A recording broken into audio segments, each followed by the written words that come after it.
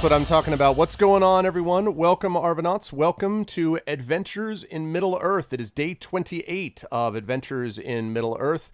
Episode 5, Darkness in the Marshes, starts today, although not quite immediately because we actually have a fellowship phase to get through first and all that kind of good stuff. But before we get there and prepare to regale you with tales of Daring Do and Tolkien, I want to mention about ways that you can support the stream. If you have not done so already, please consider following the channel. That is one of the best things you can do. Please retweet this stream. That's super important and definitely makes a difference. Exclamation point tweet will allow you to do that. Exclamation point CTT is another way to be able to do that as well. Please retweet this so that we can stretch outside the Twitch community. That would be very helpful. Exclamation point ARV tweets will, by the way, allow you to get over to my Twitter and follow my Twitter, which is where I usually announce when I'm going live. Exclamation point ARV Cord will get you over to the Discord channel where you can hang out with the Arvanauts in between streams. That place is always hopping.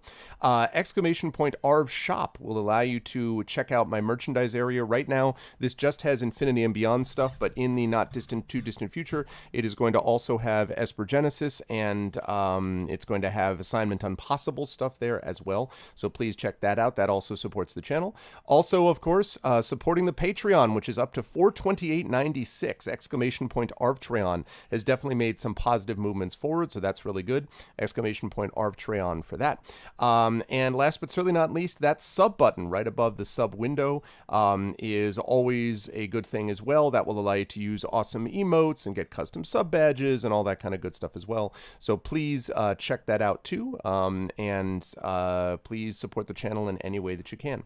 Today we have got the last of the role-playing sessions for this month, and that's Adventures in Middle-earth Wilderland Adventures. It's not actually the last session, though, because we will have one more session on Friday, and I haven't decided yet exactly what that's going to be. It's probably going to be the conclusion of Uncharted 2, but it could also be, there may be another game that I don't want to talk about yet because I want to see what the folks say when they get back to me about it, so I'm not 100% sure about Friday, but it'll be something cool. And then that'll be the end of September, and of August. Let me not jump ahead too far. And then we'll be moving into the fall, into September, and moving onwards into what is going to be a very busy fall semester for yours truly, and it's going to be very busy for the channel as well, but I'm looking forward to it. It's going to be a lot of fun. So that'll be happening again on Friday. After this session today at 4 p.m. Eastern, I will be back over on GOG with Pen and Pixels, and I will be hopefully wrapping up Battletech. It's either going to be wrapped up today or next week, but it's going to be happening just about in time for, I hope, Pathfinder Kingmaker, I beg your pardon, to be coming out, where I'm going to be playing that game. I'm really looking forward to that. And, of course, I've got to be getting back to Divinity Original Sin 2 as well. That's going to be happening also down the line. So all of that would be lovely. As I just noticed that I made a typo in Adventures in Middle-earth. That is terrible. Okay, that's fixed. I know how to spell. But anyway, so that's going to be happening, and I'm really excited about it. But today, we have got Adventures in Middle-earth, and we have got the aftermath, really the aftermath episode of a very dark kind of series of sessions. In fact, I have a little joke about that I'm going to talk to the folks about in just a minute when I go over there. But before I do that, I am going to, as I usually do, I'm going to unmute myself so that they can hear that we're ready to go, and then I'm going to unmute them, and then I'm going to swing over there. Bum, bum, bum, bum, bum. And there they are. You can see them all in their glory, all of my players, including Tren, with the one exception of Will, and we'll get to that when I actually get down to him. But in the meantime, I want to say hi to all my wonderful players. And yeah, before I introduce them, I just wanted to say quickly that the session today is basically a fellowship phase leading into the beginning of episode 5, which is called A Darkness in the Marshes, and they actually went through a very dark series of episodes. I think they were a lot of fun, but they were definitely dark, this crew, over the last couple of sessions. And it reminded me that I saw on Twitter that the new DC movie that they started talking about called Joker, literally the quote was, they're going to make this darker than the rest of the universe. And I think it was John Helfers who said, who said, meaning they're going to remove all light at all? Like, how do you make it darker than the other DC movies? Like, I don't understand. So yeah, we're going to not do that here, okay? Like, we're not going to get any even darker than we did then, but... Why did you tell me that? You just ruined my day with this information. Because darkness loves company. News. That's why. It's a darkness in the... I mean, I'm a huge DC fangirl. to start with, and like the DC movies, like aside from Wonder Woman, they tend Right. to be not very good, Right. to put it nicely. And like, ugh, Yep. the whole like Joker origin story movie is a horrible idea in the first place. Oh, and did you hear who's going to play? I think it's the Bruce Wayne's father, What? Alec Baldwin. What? Oh, no, I did hear this. I Yeah, did hear. Alec Baldwin. I forgot it because it sounds so ridiculous and yet sort of appropriate to the films. Right, I was going to say, like, you might as well. I wonder if they know that they're creating satire in the midst of not meaning to. Right, exactly. Oh my God. Anyway, I just feel like so, at a certain level of darkness, didn't some dude patent like the blackest black or whatever? Like, Yeah, I imagine- exactly. Oh yes. Yeah. Oh god, what was his name? Yeah. Panta Black. Yeah. Yeah, I just feel like at some point, DC, if you're gonna get that dark, you might run into some Anish copyright Kapoor issues. is his name. That's the one. Yeah. Yeah. Like just, but really, like, I just couldn't believe it, as if they felt like they needed that. They're like, guys, we're making this too goofy. Like, if this was Marvel, I wouldn't be happy they were doing that, but I could understand. How do you get darker? Like, hello? I don't know. Anyway, Or the darkest world. I mean, they think that they're doing darkness, but then you literally have. I didn't even watch this, but it's been described to me. Like, the most epic smackdown stops when they realize their mothers have the same name. Martha. Yeah. Oh yes, that was Yeah. Batman versus Superman. Yeah, What? it's really. I mean, terrible. I mean, if you're trying to be really anti-goofy in your movies, what were you thinking? Exactly. Like, Exactly. Well, and what's frustrating is that there are so many good superhero films that make good story and still manage to take it seriously while not forgetting they're a superhero movie. Like, for example, Captain America Winter Soldier, which I would still argue is one of the best of the superhero films. Or another one, the original X-Men that Bryan Singer directed, I would still argue... Actually, no, I'm sorry. I think that movie's tremendous. I think that movie took I it thought seriously. I'm the only person on this planet who doesn't like the original X-Men movies. Really? I just Yeah, I still remember. I still think the whole sequence at the beginning with Magneto in the concentration camp breach of it is just so good. And remember, that was before, up to that point, what were the serious, in quote, superhero films? Like, I mean, Superman with Christopher Reeve is nice enough, but let's be serious. Like, Oh, there were the Batman. The Crow. Yeah, but the Crow, but the Batman, but that's the thing though. The Christopher Nolan Batman films came later. That's the thing. No. I was thinking of the Tim Burton Batman. Yeah, like right. Super serious, right? Yeah. But yeah. So I mean, like, anyway, I don't know. But it's just one of those things where I just had to crack up. I'm like, I can't even believe. But anyway, nonetheless, we will not do that here. We will try to maintain some variety for your entertainment as we move forward but I like here. talking about superheroes. I know. We could spend all day, but we can't. We got fellowships to do, people. And besides, if I keep talking, Trent's gonna fall asleep again. So I need to get him involved immediately. Was that the joke that you were talking? When right before you unmuted and Yeah. I was saying the fact that I couldn't believe that they were claiming that they were going to be darker than they already were somehow. That was why. Yes. Right. No, but making a joke about you falling asleep, I would never do that. And speaking of that, that's our good friend Trendane, who I hope is not here because he's bored with Tolkien, but rather is just exhausted because he's tired. But you can tell me, Trent, is that true? Is it you tell us how you're feeling today? Well, like I already told you guys, and now we'll tell the incredibly quiet chat. Great chat. I need to sign in. Chad is very tired also, I think. Somebody said, that's well, quick note. Late August is the least sort of busy time on Twitch at all because everyone is away on vacation everywhere. So this does not surprise me. But anyway. So yeah, I was having a very hard time going to sleep. I was like, I need to watch something that's gonna just knock me out. I'm like, Batman Begins, that'll work. And so right to the end, I'm like, and I'm just locked in. I'm like, God. And so I, go to bed, and I'm laying there, staring at the ceiling. And it's like 3:00 in the morning. I'm like, come on. Yep. Go to sleep. Can't do it, man. Batman Begins is the wrong choice. I love that movie. And so finally I blink, and there's a whole lot of light coming in through my window. And I look over, and the sun is up, and I'm like, okay, fine, cool, whatever. I'm thinking it's like 7 a.m. And I turn and look at the clock, and it's like 9:09. I'm like, shit! And I'm running. So yeah, I just woke up. If I seem tired, it's because I am. And It's all part of your acting to demonstrate how tired you were after the experiences of the last few episodes. It's all method. It's method acting. It's really yeah. Well, it's like I was just about to tell Tali about the movie with the Joker thing. It's a dream. Oh, I wish I could wake up from that nightmare. oh man. Just aside from like the whole like Batman part of like the DC franchise being like completely overdone at this point, like there's so much other good stuff they there could is. do, but like Yeah. they don't do it. And honestly, I blame like I mean that's like easy for people to do at this point, but like the Green Lantern movie, because like everybody hates that one. Oh for, like, god, various and Green reasons. Lantern was so tragically wasted too. Like such a good Yes, character. right? Yeah. And it's just like, I mean, I'm a huge Green Lantern fan. I love him. Yeah, I and like it's Green just Lantern like, too. I mean, if there's like one thing, like if I could like make my dream adaptation for like screens based on Green Lantern, then I would like make like some type of Netflix miniseries based on the Hard Traveling Heroes series. Yeah.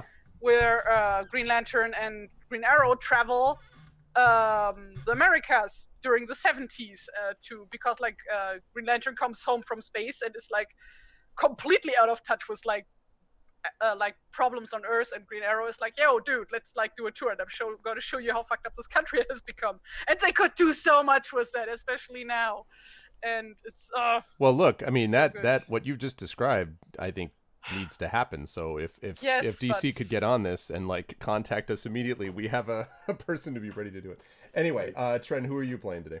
That would be Highway to Heaven, I think. Anyway, no, a green highway, the verdant highway is what we'll call it. So what was your question? My question was who you were playing. Right. Who am I? Tawny Bear. Tawny Bear, the Hearthminder, who was very happy to be awake and probably very tired. Yes, I think that's appropriate. Yeah. Although, unlike everyone else, Tawny does not actually have any shadow points, because Tawny somehow managed to maintain mostly because he just kept yelling, "It's a dream." I think that's mostly what it was. Like he knew it was a dream, and he's like, "Listen, people." It was some pretty damn good rolls. Yeah, that's pretty much what it was. But Tawny is with us, and Trent is with us, so we are very happy to have Trent with us as always. Now, Will should be with us, and I know that Will was on vacation for a while, and so hopefully Will will be joining us. But it's possible that there was a mix-up. So in the meantime, I have him as player not available, but Will is awesome. He plays, of course, Robar Staunton, and we will hopefully get him here before not too long. Moving right along, though, to people that are currently present in the chat.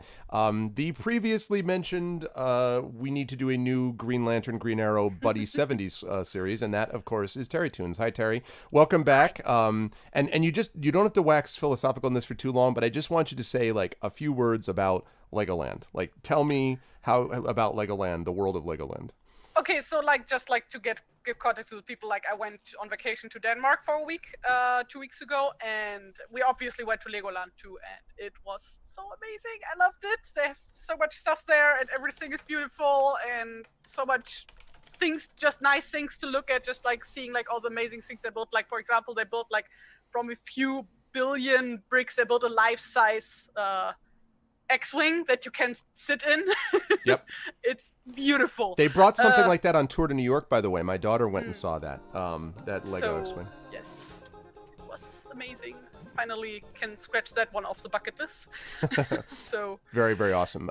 And you are playing, besides that, how are you doing, and who are you playing today, Terry? I'm doing pretty good.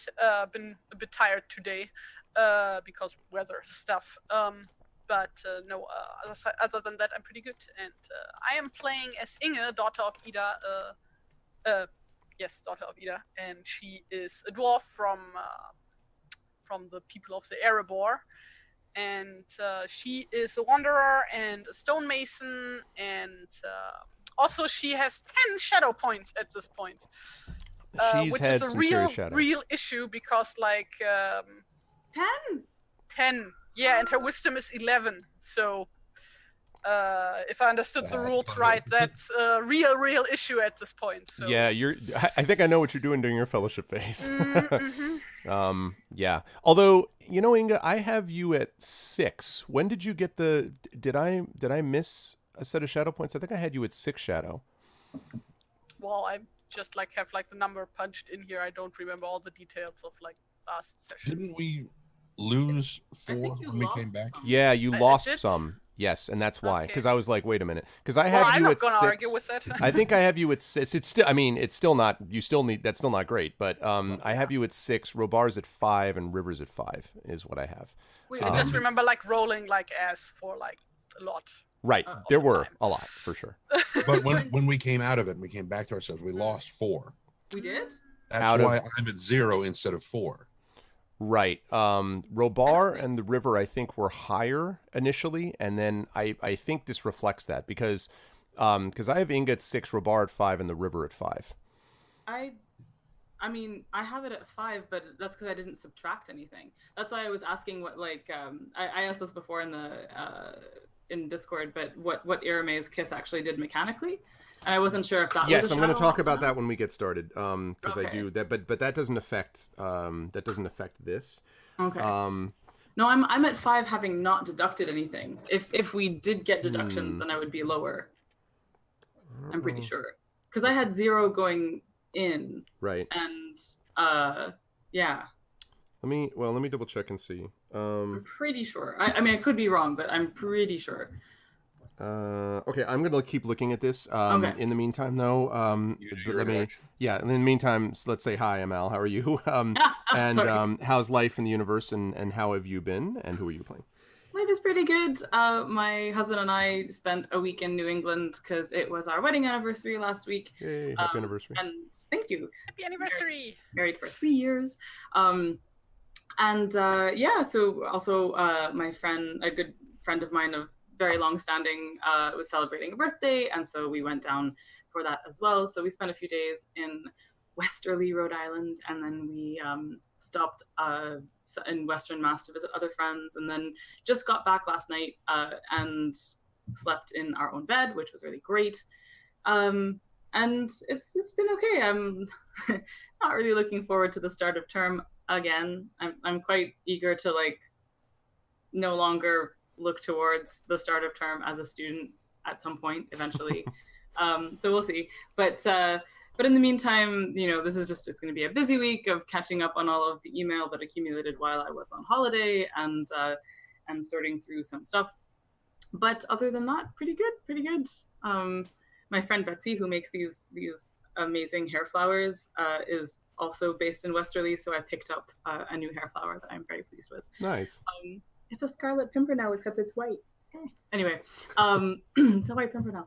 So I'm playing a character called the River, who is a woodsman of Rosgobel, and she is a warden with a heraldic expression and is a fighty bard with an awesome Hound of Mirkwood named Stone, who's really great. Very, very cool. So actually, I don't, Trent, I think that there may have been some confusion between Shadow and Exhaustion because there's actually not anything about you losing shadow points when you come out of the dream. So okay. I may have represented that incorrectly. So I remember. So I am at 10. That would put you then still at 10, which means Yeah, I think because Trent, I have 0 exhaustion points. And yeah, it was so that means Trent that you got to be up at 4, and I didn't have you at that. So my apologies. That's okay. what I figured, because I knew we were gonna probably try to get rid of some shadow points in this fellowship. In the fellowship phase, yeah, and I'll talk about. Also, I want to talk about this blessing in just a minute. Okay. And let's see. Before I do that, let me just make sure that I mark down the shadow points. Okay, so I have. So Inga's now situation is definitely critical as far as that's concerned. So 10 shadow, Robar's got 5, River has 5, the River has 5, Tawny has 4. I also want to point out that both Stone and Lillimon have 2. Now, they are affected less by this than humans are for a variety than humanoid, creatures are for a variety of reasons. But they are affected by it, which mostly means that their respective owners and companions, so Inga for Lilliman and the River for Stone, notice that they seem a little more quiet than usual. Stone kind of droops his head. Lilliman maybe moves slightly slower. They can also be healed through shadow, but they are of their shadow, but they are tied in somewhat to their owners. So the more that you're able to address your own situation, the more their situation will be addressed. And so I'm just letting you know that Okay. exists. The other thing is, that's really funny. I just saw the thing that Trent put in Zoom. That was kind of amusing. So, anyway, now as far as the good news is, and then I will explain to chat what happened that we're sort of getting caught up on. But the good news is you do have the blessing of the firstborn, and I believe all of you received this blessing, if I'm not mistaken. I think she went around to all of you and gave it. What this means is that once per adventuring phase from now going forward, so once per basically, not session, but adventuring phase overall, you may invoke the name of Elbereth, and you may gain inspiration when you do. And you can only do that, though, at night when you can see the stars coming out, or when you were in a dark place and in need of hope. So in other words, if you're during the day, isn't that awesome? Like, is this another example? So great. Yeah. So when you're walking around during the day, it doesn't work. But if you are at night, you see the stars, or you were in a dark place somewhere in some deep cave or cavern or dungeon, that is when the Elbereth will be a light to you when all other lights have gone out, so to speak. So yes, that is the blessing of the firstborn. All of you have it. And so I want to say that although I know it was dark and difficult for the players, this one that we played was one of my favorite in Wilderland adventures so far, just because I loved how thematically they handled things. It's really beautiful. I thought it was hysterical.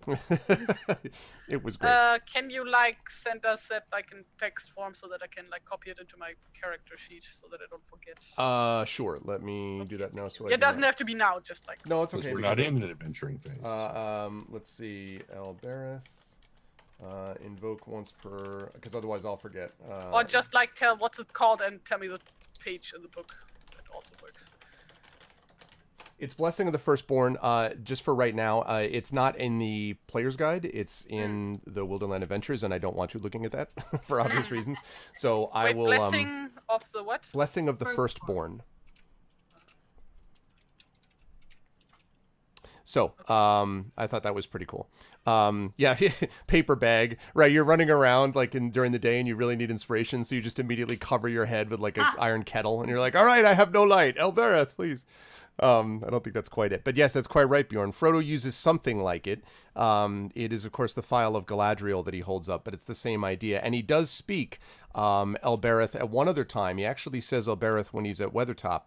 And it says, far more deadly. Aragorn, I think it is, says later on, well, it might have been Gandalf, but far more deadly to the king of the Nazgul was the name of Elbereth, even more than anything else, which is true. So that's powerful when you use that name. Names in history matters a great deal, obviously, in Tolkien. So that is the blessed by the firstborn. So now let me summarize quickly what happened in the last session. Those who tarry no longer. The party, the fellowship, was sent. Wait, before I do that, we need to show off your new token. I forgot. Everybody, check out the new token that I'm zooming in on. It's just a placeholder. It's just the sketch that I colored in, so it's not finished yet. That yeah, will be different by next time. But that said, a heads up. Looking at it. Look at that. I mean, yeah. So this is Amal's character, the River. This is the new version of it, made by, of course, the incredibly talented Terry Toons. So we now have a whole set. In fact, the only one she hasn't done, I think, is Stone. Yeah. He's and gonna Lilliman. be done as soon as Stone and Lilliman I'm gonna do after I finish River. But these are cool. So this is kind of the basic idea. Who's playing the dog? Well, Amal basically plays in his favor. Sometimes he plays himself. You play with the dog. Sometimes you don't play the dog. You don't play the dog. You play with him. That's right. Sometimes Arv plays the dog. I think you do very well at emoting Stone. Oh, thank you. You grab his tail and you pull out and you just strum along the side of his rib cage. No! Not like that. This is not an Ups I Works animation. I grab him and just wake up, Maggie. Huh? No, I don't play mandolin on his ribs. Yeah, well, it helps. I mean, I love dogs and wish I had one right now, but I miss my three dogs that I've had very much. So, anyway, the what happened in Those Who Tarry No Longer is that the party was tasked with escorting one of the firstborn, an elven princess named Irame, from the eaves of Mirkwood all the way to the High Pass, which is the east of the Misty Mountains, where she was then supposed to meet with people from Rivendell. As it turned out, it was Elrond's two sons that she ended up meeting, which was pretty cool, I think, for everybody, Elladen and Elrohir. But in the meantime, there was some group that had basically been sent after them. Originally, it was just a group of orcs. They ended up being rescued by the eagles during this time. But at one point, Irame was actually essentially in battle with a spirit, some kind of dark, fell spirit that plunged the characters into a dream. And the characters relived the history many hundreds of years before of the destruction of Haycombe, a village near where they had lived, and actually some of the party members had been there before and encountered a creature of shadow, except that that was before they knew more of the details of what was going on with this. There was a great deal of darkness that went through a lot of the people, as we've just talked about. A lot of the characters gained points of shadow, trying to struggle against this incredible darkness as their characters were thrown into the dungeons of Dol Guldur in their dream. And it was only Tawny Bear who kept yelling, "This is just a dream," but it wasn't helping everyone else sort of break out of it, because it sure felt very real, even if it was a dream. However, the party, due to the strength of their fellowship, did manage to break free of that dream and give Irame enough assistance that she was able to drive the spirit away as the dawn arrived. And so the party defeated that spirit and escaped the dream and the darkness. But in the meantime, of course, the party is left over with the memories of what they experienced, and the memories are ill. And so during this fellowship phase that is about to come, presumably the party is going to have to deal with that. But there are other things, as we'll talk about in just a minute, that the party talked about possibly wanting to do in previous fellowship phases that also need to be considered, so we'll have to think about that as well. Mechanically, the party, I think, just went up to level 4. I believe I just had you guys go to level 4. So just rose to level 4, so they are now a level 4 party, which is super exciting. And the other thing that I want to mention is that as they are sort of heading back to the east, they have been told, or sort of given direction, that they have been asked to, when they can, meet with Radagast, Radagast the Brown. Now, Radagast the Brown, the river has particular connections with, and she will be deciding how much of that she wishes to reveal or not reveal, but everybody does know that she originally came from Roscobel, and her return to Roscobel is not unproblematic for her, and so she will need to think about what she thinks about that. On the other hand, Radagast has asked for them at some point, and you kind of don't, want to ignore Wizard's instructions too long. So that is something to think about down the line. But at the moment, the party is trying to come to terms with what they have dealt with, also trying to deal with this larger mystery of who was behind this attack on Irame and the rest of the party. What is this growing darkness? Is it associated in some way with Dol Guldur? The fact that Radagast, who for many years has fought against the darkness of Dol Guldur, is now summoning them is not a good sign in terms of there's a lot of things all coming together at once, so they have to decide that, and they've got to decide what they want to come to terms with. The last thing, of course, is that Robar still has his own family issues to deal with in relation to tracking down what might be a member of his family, and he needs to try to track him down too. So we've got a lot of stuff going on, and with that, I'm going to unmute the music. And I'm going to allow the party a chance now to decide what it is that they want to do. So we've got multiple... What's up, Mardicus? So we have multiple options, folks, as far as Fellowship Phase is concerned. You've got the Corruption or the Shadow to contend with. You have possible, patronages. Also, Irame and Elrohir and Eladan also made clear that Thranduil, the Elven King, would be happy also to reward you for your service to them. So you could also go there. That, however, would take up the Fellowship Phase. So, in other words, you have a lot of different choices that you're going to have to make, and this is a good time to talk about them. So the only place to heal from shadow is in a sanctuary, right? Correct.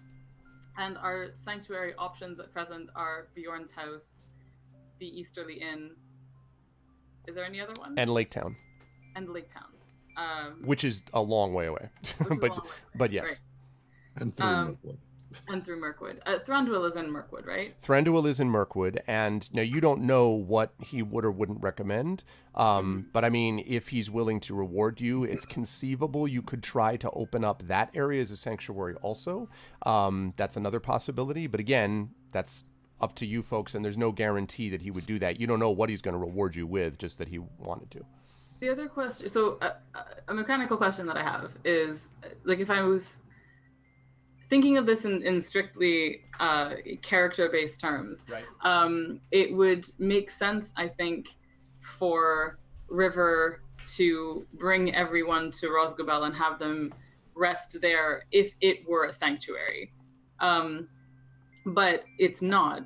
But it, like, you can only spend the fellowship phase making it a sanctuary or healing in a sanctuary, right? That's basically, well, that's basically right. Yeah. Right. Now you can split it in that you can have one of them, one of you can be working to sort of secure it as a sanctuary, and then the others can spend that time, having done so, then resting within it. So you can, some of you could get the benefits of it if one of you is willing to sacrifice to actually make it that in the first place. The other thing, though, is that if you're going to make Rosgobel a sanctuary, arguably, although you do have, familial ties there, River, there's no, I don't want to go into too details of the backstory, but you haven't been there for a while. And so it's not automatically, the woodmen in particular are not automatically going to be like, oh, sure, welcome back. Like, you're going to have to do some work there. So, whereas these other places, Bjorn and all that stuff, you did service for him. And that's why he is Tawny Bear's patron. And that's why, the sanctuary is there. Also, I want to highlight for Tawny that if needed, if you wanted to consult with Bjorn for any reason, if you wanted to talk to him about getting fresh animals or like, if you wanted to talk to him about, do you have anything to help me with better honey cakes? Or, you could also go back to him and consult with him if you wished, because he is a patron. So I just wanted to throw that out there, that's one of your options that you have. So I think it makes the most sense for everyone together to go to Bjorn's house, and then everyone together to then go down to Rosgobel and talk to Radagast, having like thoroughly rested and stuff. That is what makes the most sense to me. I know the Easterly Inn is a sanctuary, but it is, I think, the less restful of two sanctuaries. But your boy Dodie is oh yeah, he's ready. Yeah, he's so ready. Welcome. No. So you need to vacation to recover from your vacation at the Easter. Right. So that's what makes the most sense to me. I think if and in River's case, River is quite nervous about going back to Rosgobel for reasons, and will go there, but would probably like to be as close to her best self as possible before she does. So it would make sense to me that she would spend a fellowship phase at Bjorn's house and maybe send word from there that to Rosgobel that they intend to come after they have healed from wounds. Okay, that certainly sounds fine, depending on what the rest of you think. So Tari, what I was saying was that I think it makes the most sense for everyone to go rest together at Bjorn's house, and heal from corruption as much as possible, and then head to Rosgobel. But them's my thoughts. Yeah, I think Inge is gonna tap out completely for this part and just go on vacation, chill a bunch. So, eat lots of honey cakes.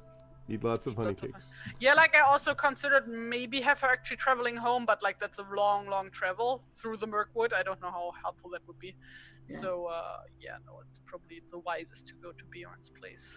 I want to mention, by the way, so we'll talk about that when we get there, but just so, is everyone more or less on board with going to Bjorn's house, the principle of what Amal laid out? Mm-hmm. Okay. So if you were all doing that, then I'm going to have you all move your tokens. I hope you have control of them, but you might not. No, you do.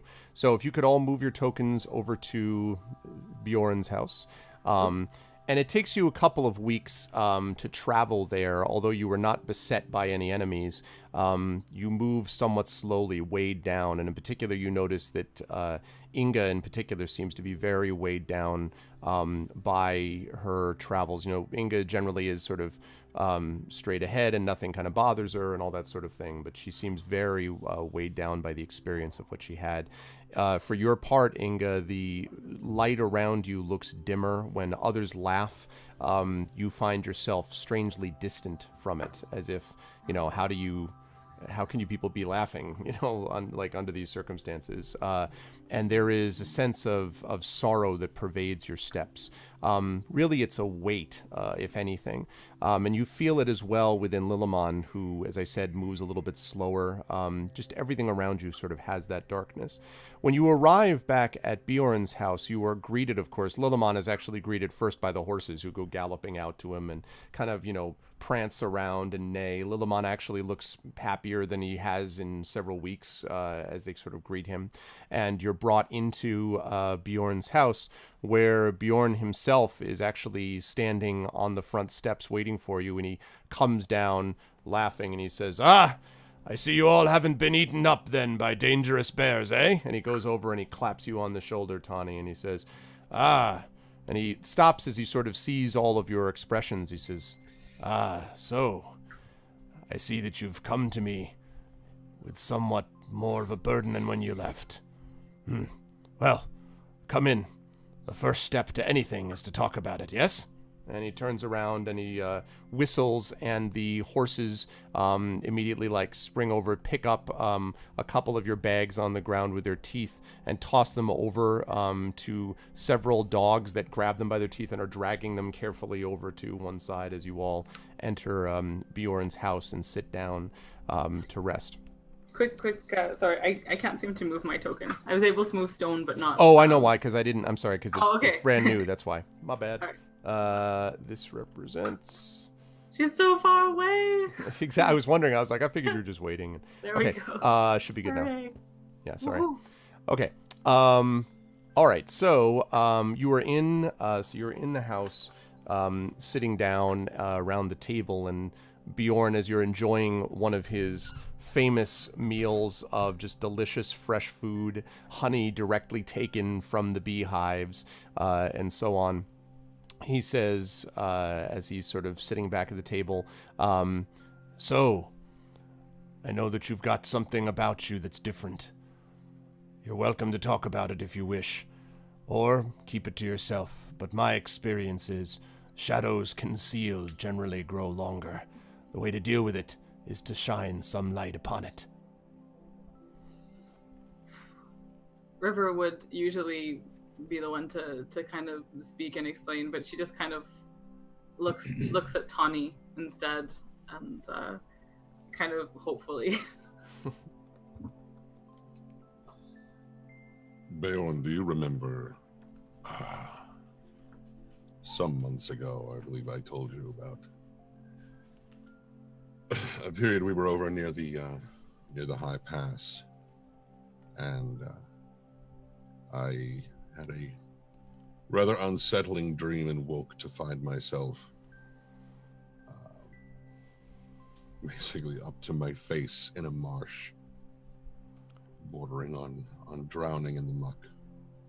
I remember. I remember you said you fought some creature of shadow then as well. I don't know if what we encountered was the same thing,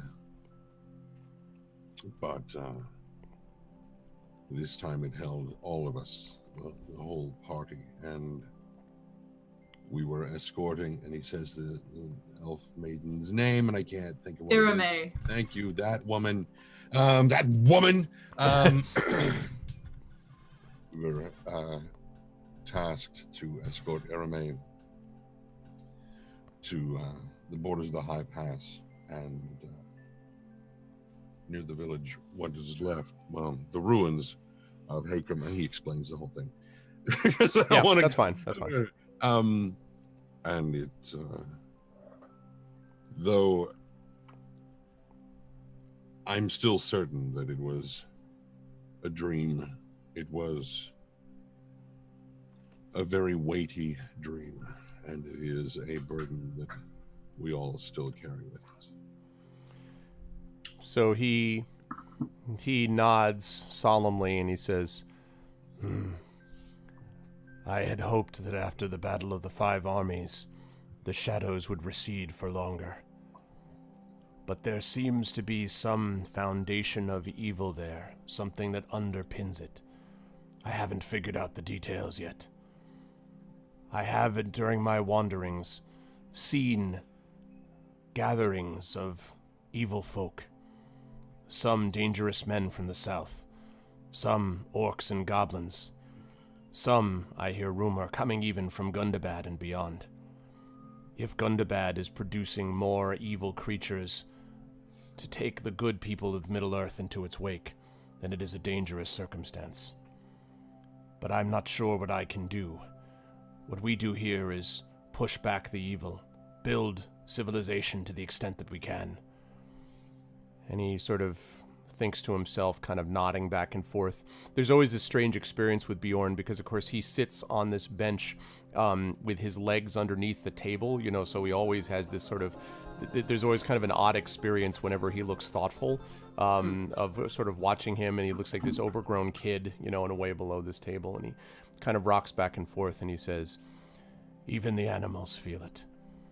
You can probably tell, and he kind of nods at you, River, and nods at you, Inga. You can probably tell. They're not acting quite the same way. We all feel it somehow. And then he pauses on you, Inga, and he says, you've been awfully quiet. Tani's told the story, but I wonder if there were more pages in it that you were responsible for. How do you feel?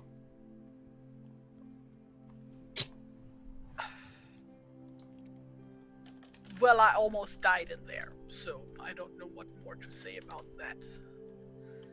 And then Inga just picks up her. I'm assuming she has a mug of something to drink and just drinks and looks away. She's super uncomfortable right now. It's basically. probably milk. and so he says, I understand. It's not easy for anyone to deal with when it happens. But it sounds like it was less death and more a loss, maybe of yourself in there. I don't truck with dreams. I stay out of them when I can. But when they come to me unbidden, I think I fear the loss of control more than anything else. And he sort of looks at Robar, who has kind of been his usual dour, taciturn self, and he says, I imagine that all of you, and then turns his attention back to you, the River, I imagine that all of you have felt some of this before. Word has come to me, and I don't know if you've heard of it yet, but word has come to me that you're called for. Radagast the Brown, not a bad fellow as wizards go, I believe, has asked for your presence.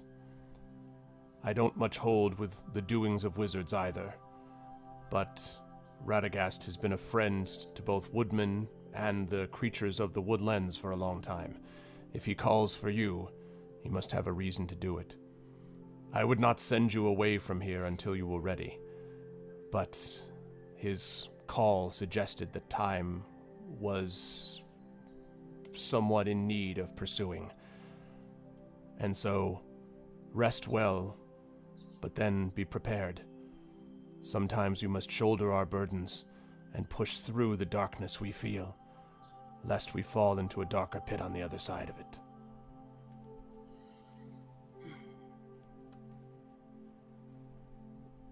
River looks very troubled but nods,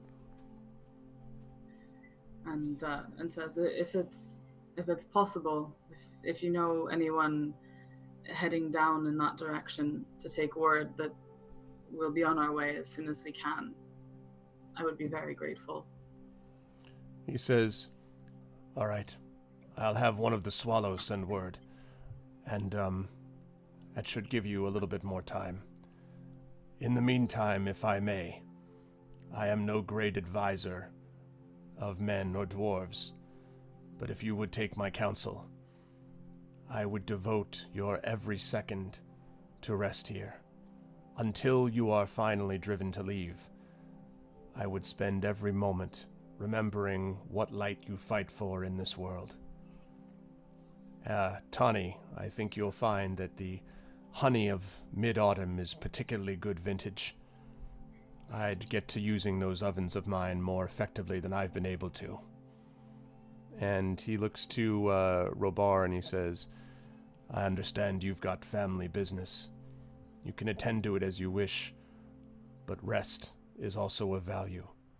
And then he looks to you, Inga. He looks to you, River, and he says, when the time comes and you return to Roscobel, you will, by virtue of your position, be the one to make the connection. I don't know what experience you've had at that place. There are good people there, but every place now has a slight pall of shadow. Before that moment, do what you can to cleanse your spirit. And finally, he looks at Inga and he says, and for you. He kind of tilts his head as if he's thinking about the right thing to say, and then he says, spend your time with Liliman, with the animals. Take some value from them. There is a wisdom that comes from a lack of human language. Sometimes listening is more easily done with them. And he kind of pushes himself back from the table, and he says, as always, there will be no harm to anyone here. Rest well. And he kind of strides out. He stops for just a moment, puts a hand on your shoulder, Tawny, and then departs. So, mechanically, what the heal corruption thing is, now, the heal corruption is not an automatic. The way that it works is that if you wish to remove corruption and shadow, you need to make a insight ability check, is what this is. If you're successful, you will remove 2 shadow points, but there is a benefit here, which is that if you get a total of 25 or more, you actually remove 4 shadow points. So you can actually do even better than might be the case otherwise. Moreover, I'll give you another bit of assistance here, which is that insight is one option for you. However, I will also allow you to use a unique skill that you possess. For example, Inga, if you were interested in doing some stonemason work, let's say, just kind of like tinkering, if you will, right? I would allow you the chance to make a check using the ability that's based on rather than using wisdom or insight. And the same thing would apply for anyone who wants to do, like Tawny, if you wanted to do something relating to, like, honey cakes or, baking or something like that, you could do that as well. Or herbalism, you could certainly do that as well. Quick note, by the way, Tawny, Radagast is well known to be arguably the greatest herbalist that exists, certainly in Wilderland. Oh, we'll see about that. Yeah, well, I just wanted you to know. He's just kind of, I didn't mean like an Iron Chef, like, or Herbaloff, but, the secret ingredient, gallows weed. No. That sounds like a D&D monster. It's an Herbaloff. That would be awesome. And then River, you have an opportunity to do either one. I think probably insight would be good for you, but if you wanted, you could also do something that was related to singing. If you wanted to work on some of your songs, I would allow like a charisma check as well. So it's up to you, but you'll get a chance to do that. You can also use, if you wish, inspiration on this check. Given its importance, you might want to. But I will leave that to all of you. And let me remind chat, by the way, if you have inspiration, it expires after today because we're at the end of the month and this is the last campaign of the month. So it all resets next month. So if you have them, use them if you got them. All right, smoke them if you got them. If you have them, use the inspirations now. If you're going to use them on these people. So remember, so on my sheet it says I have inspiration right now, but is that yes, that's still last time. That was from last time. Yep. Okay, great, awesome. Yes, I think inspiration will definitely be used here. I'm in because of the character improvement last time. Shocking to me at the moment, but like with River's wisdom bonus is actually higher than her charisma bonus, but her insight and performance are both at the same level. I think she's got proficiency in performance. But that's probably taken into account, though, on the number. So, and I think performance is fine if you wanted to do that. By the way, notice that everyone just popped in. First of all, I wanted to say thank you for the kind words, Volter Knight. And these guys are wonderful players. You're absolutely right. Secondly, Nonstop. I want to give, like, Nonstop, like, he and Specchio are like the MVPs for inspiration. Like they always are doing the right thing. So Nonstop has inspired somebody, which is very broad based. Since the river already has it, whoever does not have it, like Tani or Inga, do one of you? So whoever doesn't have it can grab some from Nonstop. I think Inga probably needs it more than Tony. That would be nice. That would be Thank true. you. So Inga grabs that, and then and then Brahms is willing to inspire the river, but actually Brahms, you don't need to because I think you may already have used it, Brahms. I think you inspired somebody in Esper Genesis, if I'm not mistaken, but I may be wrong. Oh no, you know what? You never used it, right, Brahms? Did we decide that you never used it? I think that's what happened. You never actually ended up using it. So if you want to inspire somebody, the people that are left that don't have it is Tani, and I don't know if Robar has it or not. So let's give it to Tani. To Robar. To give it to Robar? Okay, so give it to Robar. 9 points of shadow. Oh, yeah. He's got a lot. That's right. He's going to need more, yeah. Okay, so that's fine. And then Volter the way to get inspiration is you either subscribe at the tier 2 level, which is $9.99, or you support the Patreon at the $10 level. Either one of those will give you an inspiration to use for one of the campaigns during the month. But this is the end of August, so this will be the last time you could use it, but you'd be able to use it for that. So that's how you do it. Okay, so Robar's got inspiration, Inga's got inspiration, River's got inspiration. Thank you, Brahms, by the way, for giving that to Robar. Good stuff, man. And so I think, and then Aranth gave the "you can do it." That was not a mechanical inspiration, just a "you can do it." Couldn't care less. That's not the moment. That's not. Well, it's kind of got the star. It's got the star. Okay, that's true. That's the. So all right. So you folks are able to do that. So I assume everyone is going to be doing this with healing corruption. So who wants to start first with this roll? Well, I mean, I have like kind of an idea how Inga would like go through her recovery process. Lay it on me. Okay, so like first of all, she would like throw herself into work at a really unhealthy rate. Just being like, first of all, she would like start to like run around this place and see if things need repairing, basically, because she also does woodworks, right? Right. So like that's like the first thing she does, basically. And there definitely are places where you can see, especially in the stockade around the outside of Bjorn's house, there are some places where there's some chunks of wood, some wood that's not exactly rotting, but it could definitely use a little bit of upkeep.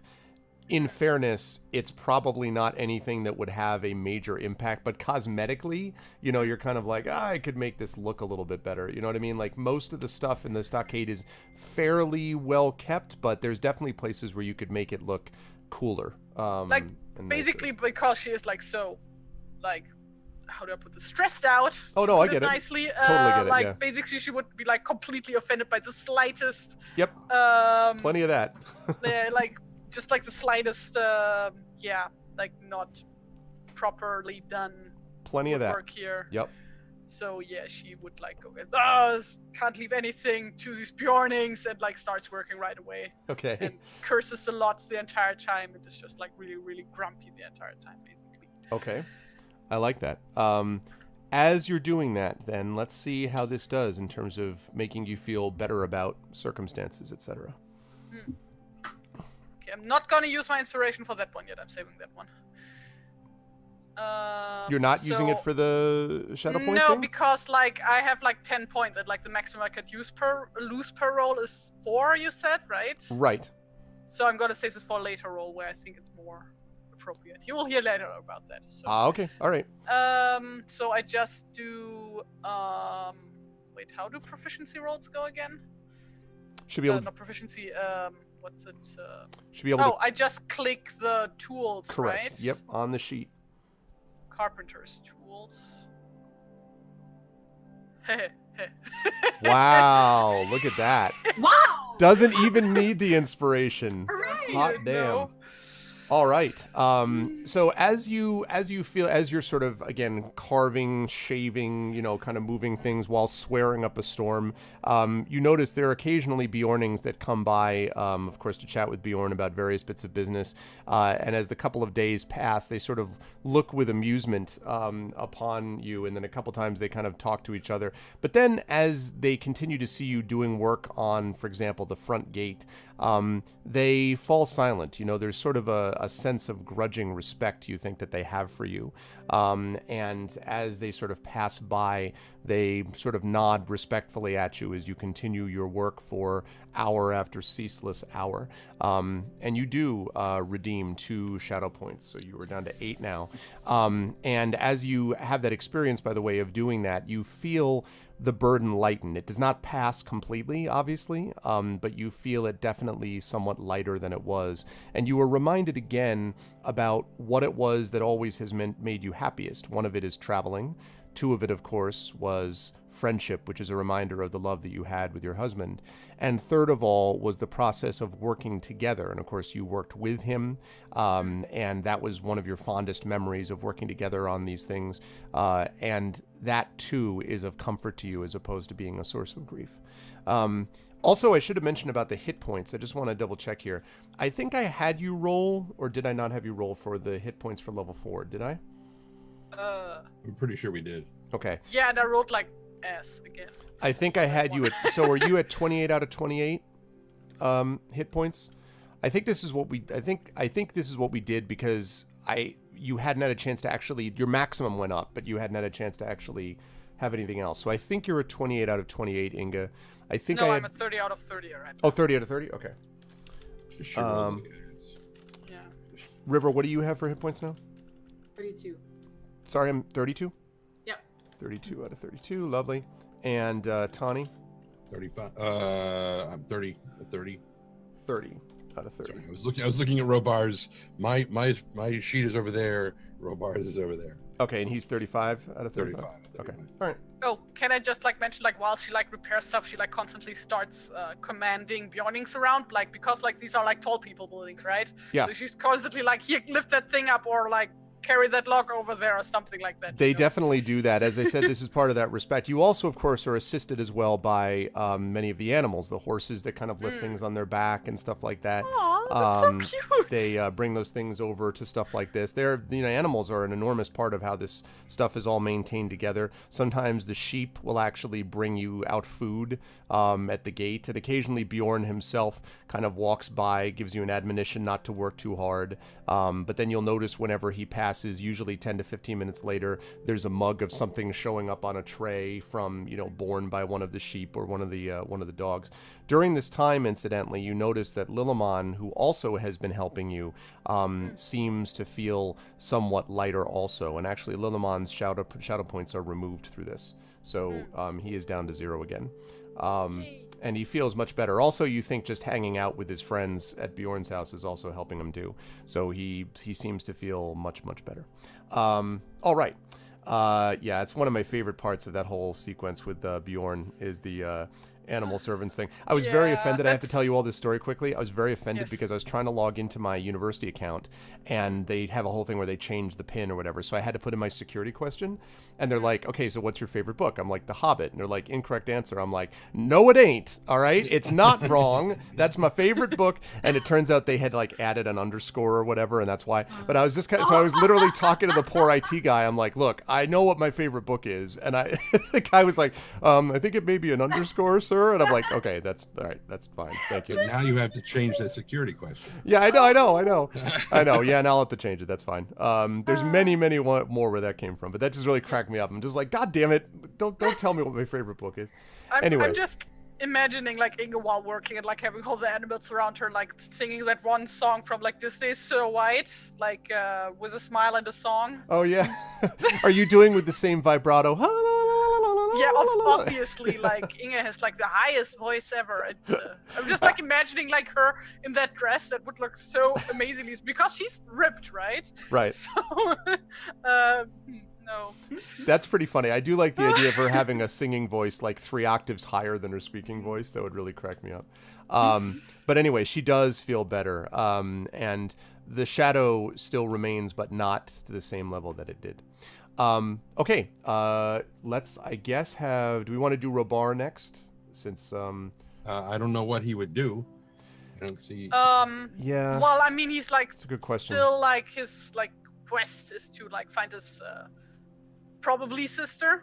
Yeah. So I still got to think about how to handle that without him here. how did that end? Like the last time was just like we got like the note and like the tiny box with the key and stuff like that from. Correct, like, and the note that asked, and you had heard that you needed to Yeah. go to Black Tom, although I don't think you actually went to Black Tom. No. Just we were that on our was way to him, but we got waylaid. you got waylaid by Irame and Yes. friends. Yeah. Yes. So I'm that- assuming he would just like chill out now and wait for like the rest of us to be ready to go. At least like for Inge probably, because like by now that's like their buddy thing. I think Robara should practice swimming. I think that would be Oh, just like in the horse trough, like very low stakes. Yeah. No. I just think it'd be a really great use of his time. It's very relaxing. not to him. Yeah, you can practice not boarding a river, but just like in a bathtub or something. He's being assessed like you're still a minnow. You need to tread water for 5 River. minutes before you can. Are you implying that Bjornings ever take a bath? Well, that's why I said horse trough. They use the Horse water trough. for different reasons. Yeah. Did you hear about the woman, by the way, that was saved? She fell from a ship and tread water for 7 hours before she was rescued. And I'm I heard like, about that. Jesus. I'm like, I think I could probably handle an hour, maybe. Like, it was crazy. Oh my gosh. Yeah.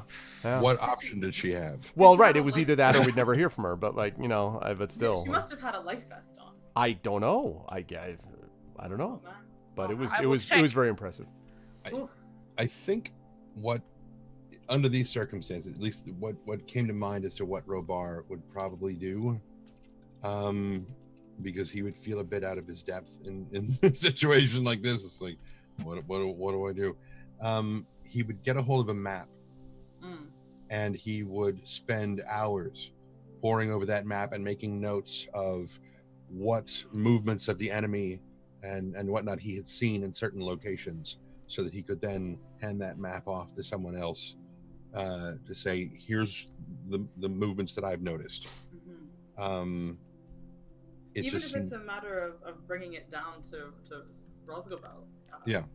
Yeah. Yes. Makes a lot of And sense. what we can do, because you're going to be here for a few weeks, is I can also do at the beginning of the next session, I can spend, take like a half hour or so at the beginning and talk about with him and Inga working together to go over to Black Tom, because where you are at Bjorn's house, it would not be impossible to, take a side trip basically over to see more. So I think we can probably manage something like that. So that being the case, I imagine he'd still want to heal corruption. Yes. I would allow him to do that and still take this side trip. That's okay. He can't go into a big long quest for his possible sister right now, but he can certainly do the side quest for the Black Tom thing. That's fine. So so let's have him do the heal corruption roll then. And he's got inspiration. Say again. That's insight. That would be insight, I would assume, for him. Yep. Okay. I believe so. Yeah, because I don't think I don't think he would have anything else specifically that would apply for this. Yeah, he'll use the inspiration on this one, just in case. Or can we choose after the roll? Nope. I didn't Can't think do that. so. I didn't think so. So yeah, it didn't make a lot of difference. Didn't make difference, but well, actually, yeah, it did. Because it's Because the first one wouldn't have done it. Yeah. it's a He's DC 13, so he needed Yeah. that. He absolutely did make a difference. So he does, as he's sort of looking at this map and trying to figure out where things are, planning and kind of knowing where things are and figuring out where everything fits together has always been of help to him, and so he also feels the shadow lift somewhat. He was at what starting up now? He was at 9, so he's at 7 now. All right. So he also feels this drop a little bit. Okay, that leads us. So Ingo is there, Robar is there, Tani in the river. Who wants to go next? Tani can go ahead. I mean, basically, what the river is gonna do is she is going to spend a lot of time trying to remember Irame's music and singing, and specifically melodies and harmonies, and try to work them into a longer thing that she is working on. So she's going to spend a lot of time composing and playing. but not necessarily performing for anyone. So I'm not sure where that falls on the sheet, because obviously there's a performance role, but there's not so much a noodling away on a lute role. But if you're but I would put it in the same category. If you're practicing and sort of looking along the same line, it's performative to you anyway, right? Like, I mean, it's for something like this. So it's sort of, so she's doing that, and she's also like, you know, constantly with Stone, and like there's a thing I imagined her doing at some point, which is weird and yet is totally a thing that they would do, like slightly away from everyone else, is like they'll like howl together for a while, and she has like this notion of working on like a deep theory of elf music and like wilderness music and stuff. But anyway, she'll spend a lot of time with Stone and a lot of time thinking through music and how to kind of shape the stuff that they have gone through into a narrative that can be performed and kind of exercised as a consequence. Okay. That makes sense to me. Are you sure you don't want to roll it then? Because it sounds like, are you sure you don't want to roll? Because you were that was a good setup, I think. Yeah, sure. I'll roll. So should it be performance or insight? They are the same, except like number wise, except I don't know. I feel like I should choose the correct one before going forward.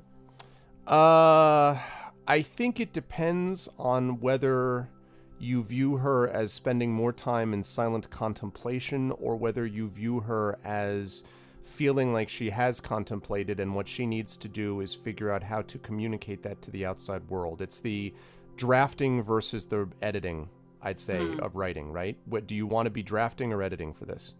I think she's still drafting. Okay. Yeah, I think it's still insight. Then I would say insight. The blue check mark next to performance is kind of drawing my gaze there, but for sure. Well, and under some circumstances, I think it would make sense, but it depends on how introspective you think she's being about this. Maybe she's more introspective because she's going to Roscabel soon, and that's got its own issues. Yeah, so exactly. You know. Yeah, I think insight is what it is. Okay. So here we go. And you're doing this at inspiration, correct? Yes. Yeah. Okay. Yes, inspiration. Oh, Christ. Wow. That's awful. Yeah, I think she's just really unhappy. Yeah. And really stressed out and nervous, and that's not, no shadow is getting healed, I guess. Oh, that's too bad. Oh, what a bad roll. Oh, yeah, well. It is. I mean, the one thing I'll say is that you had 5, which was one of the lower numbers, so you had that to begin with. Part of the issue is that this trip to Roscabel is weighing on you, and it makes it difficult in a way to sort of process everything. You may have the opportunity later on to sort of clear some of this shadow, and by the way, Volter, I'll explain the sort of details of corruption. I love this mechanic, but it's a very rigid. It's a rigid mechanic on purpose. Like it is what it is. Like you experience this going through the world of Tolkien, and there are ways to satisfy some of it, but it's difficult. Let me have Tani roll, and then I'll explain Shadow, and then we'll talk about what happens when you leave Bjorn's house. So Tani, last but certainly not least, you're doing the same, I assume. Or are you? Not the same thing. Well, no. I know. You're sitting there noodling away on a mandolin. No, but he's using it as a mandolin, and he's slicing peppers with it or something. Almost cut my finger off with one of those one time. Anyway, they're very dangerous. They have a hand guard for a reason. Use it anyway. So he's spending most of his time, as one might expect, baking and making his way between Beorn's house and his house to tend to his own animals and whatnot, because he's gone for a while. And Beorn's house is nice, but it's nicer still to be at his own place. And so he goes back and forth between the two. But he does bake a new batch of honey cakes and pass them around to his friends using the autumn honey that Beorn said was so awesome and amazing. And on occasion he will kind of not nudge, like literally nudge Beorn, but kind of minorly pester him for, so am I doing this right? I mean, these are good, but they're still not the equal of yours. So what can I do to improve these? And Bjorn, when you have these discussions, in some cases, he sort of sighs and he says, "It's very difficult to explain to someone who's already achieved a well-constructed twice-baked honey cake how to make it even more twice-baked and honey." And he says, "You're too hard on yourself. Already you've made honey cakes that would be the envy of most people with the Bjornings. You realize I've had a lot longer to work on this than you." You're not that old. And he laughs and he says, "No, but I'm that good." And he takes a little bite of his honey cake and sort of walks away laughing. And then he, over his shoulder, he says, "You're doing fine, Toddy, just fine." Wow. If I were playing any other character, he'd be like, "Thanks, Dad." But yeah, He's thinking it though, right? he kind of is more uncle than dad. But yeah, but yeah, he's spending most of his time at the hearth, as his name would imply, and he finds that as a source of light for him. The embers in the hearth and whatnot, and thinking that even this much light would have helped immeasurably in that place. Mm-hmm. Yep. Even though the coals are mellowed and they're not huge flames and brightness, but even that little bit of light and warmth would have made all the difference in the world. Yep. And now he's back to it, and he made it through, even though it was a dream. But this definitely isn't, and so that's what he's gonna. That'll be his thing. Let me make sure I'm switched back over to me. All right, let's see how that all works. I do not have inspiration, so dink. Well, Wow, no inspiration needed. Okay. You having, of course, known all the time, it's a dream. That is always something, but despite sort of the joking of Bjorn aside, you feel comfortable here. Bjorn obviously has a kind of depth to his support that you've always appreciated. The fact that you've always admired him is one thing. The fact that he and you have this bond that you've described through war and then peace afterwards, and that is very important. And you feel at home here. Also, you were in a place that you and the Fellowship have already done a great deal to improve. This is an area where, although there is shadow, there's a lot less of it because of the things that you've done around and through this area. And so all of that, I think, comes together to kind of make, as you are baking things, which are, by the way, even by your standards, pretty damn good, to take away from this shadow. So you do lose 2. So I think you're at 2 shadow points, if I'm not mistaken. Now, Vulture Knight actually asked a little bit about the shadow thing. What I wanted to mention about that is that, as Terry said, shadow basically builds towards corruption. And when your shadow point total exceeds your wisdom total, a player hero becomes miserable. That's an actual physical term, which means that a miserable creature has disadvantage on attack rolls, all attack rolls, and automatically fails charisma ability checks. Now, you can spend inspiration to counteract that, but it's like basically giving yourself a steroid injection when you want to do that, and obviously inspiration isn't always necessarily that easy to get. Moreover, when a player hero who is miserable rolls equal or less than the difference between their shadow point total and their wisdom while making an ability check or attack roll or saving throw, they experience a bout of madness. And basically when that happens is I take over the character, and what the character does from there is not good.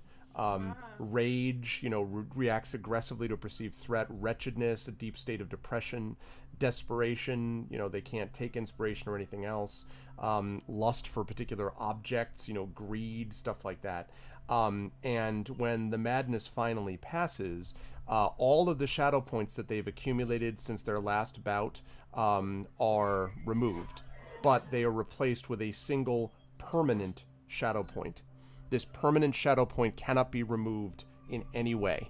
It's a permanent corruption of the spirit, and so that's it. And obviously, when you get to permanent shadow overriding everything else, you have become Gollum, basically, right? You've become, or even Denethor.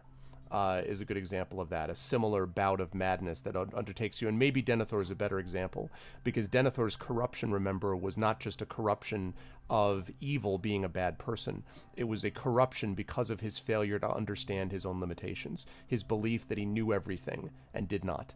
And that corruption is really what darkened kind of his spirit. So thank you, John Noble, for playing him so damned well. Yeah, that's right. I did not like the way that the movie handled his end. I thought that was it took a character who's much more noble than that, if you'll pardon the pun. But John Noble was tremendous as Denethor, tremendous. And yeah, the scene in Return of the King film where they're standing and he's standing up on the stairs. He's like, the defense of Gondor is mine and no others. Like that whole thing where he's just staring down Gandalf, and you're like, McKellen, Noble, who will win this trial? I mean, that was just, exactly. Oh God, so good. Anyway. So that's the deal with that. So hopefully that explains it, Volter. It's a good mechanic, but it's difficult, and it's one of those things, along with exhaustion, that happens more often, I think, in this system than in regular D&D, that the party has to contend with. However, there's good news too, which is the fact that they have these things like blessings of Elbereth and so forth. All those things are things which are part of it as well. So, okay. So with that said, once you have completed your doings, unless there is anything else you want to do, and maybe there is there anything else you want to do here before heading down to Roscovel? Yes, absolutely. Okay, what is it, Inga? So, basically what Inga does after, repairing literally everything she can find there, even, repairing things that don't need repairing, Yep. she basically, first, takes, a day or two off, just, to relax, and then she starts sketching, because, I'm assuming there must be, some larger rocks in the area, just, Sure. lying on one of the fields or something, yeah, right? definitely. Mm-hmm. So what she's gonna make is a runestone. And for those of you who don't know what runestones are, you can, see them, in Scandinavia, for example. There's also just large rocks that are laying somewhere, and somebody is like, hey, I'm gonna carve something in there, and in this case, usually it's a pattern or just writing that is beautifully made or something. Sometimes that can be pretty simple and ugly, but he is going all in here. Okay. And basically what she is gonna do is try to memorize, not memorize, that's the wrong word, makes this kind of a memorial to what happened in Yes.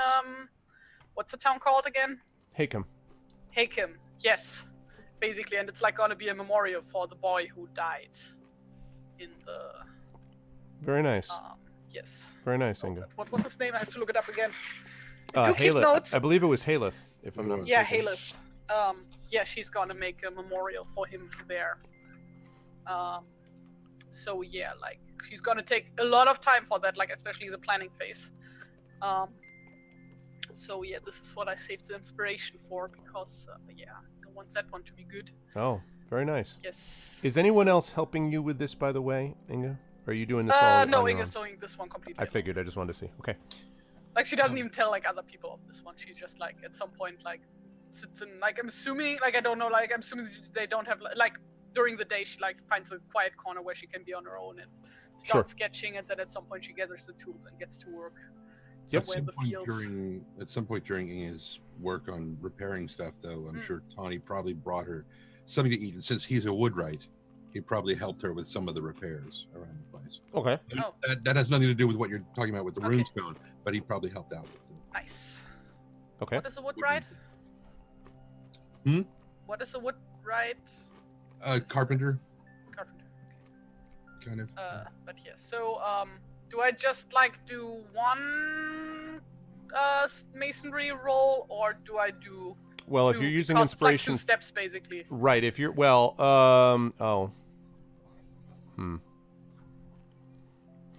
wait. One step being the sort of what are the 2 steps? Sketching, the planning phase, basically, because she can take as much time as she wants. No, you can make one roll for that. You can make one roll for that. And then, for the stone, the problem is you can only carve something once. No, I would put those together. Yeah. I think you can do that as one roll. Okay. What's the noise? As she's doing that, as you're doing the stone, and you see a recycling truck just drives by. Like, For some reason, I get a +4 on the carpenting and a +2 on the masonry. That doesn't make sense. possibly different. Masonry might be related to strength. Carpentry both might be related strengths. to. Oh, they're both strength. Probably have proficiency with one tool set. Yeah, that's and true. not the other. Mm-hmm. No, I have like proficiency with both. That's a thing. Then Like I could choose one proficiency in the beginning, and then I automatically get another proficiency because I'm a dwarf. So then I would basically. say choose the one, because either one fits. So I would say choose the one that gives you the stronger bonus. Okay, if that's okay. Well, I mean, it is masonry because it's Yeah, so that's fine. stone carved. Yeah, but I only get +2 there. That's what I'm saying. Oh. Like, I don't know why I just get +2 there. Like, if I just get +2 and that's legit, then yes, I'm still gonna roll with it. But All right, let me take a look at your character, because I I don't was know going to why. say, down at the bottom left where it has tools proficiencies, does it have both in there? yes. Yeah, I see it. It says, yeah, I don't know why that's 4.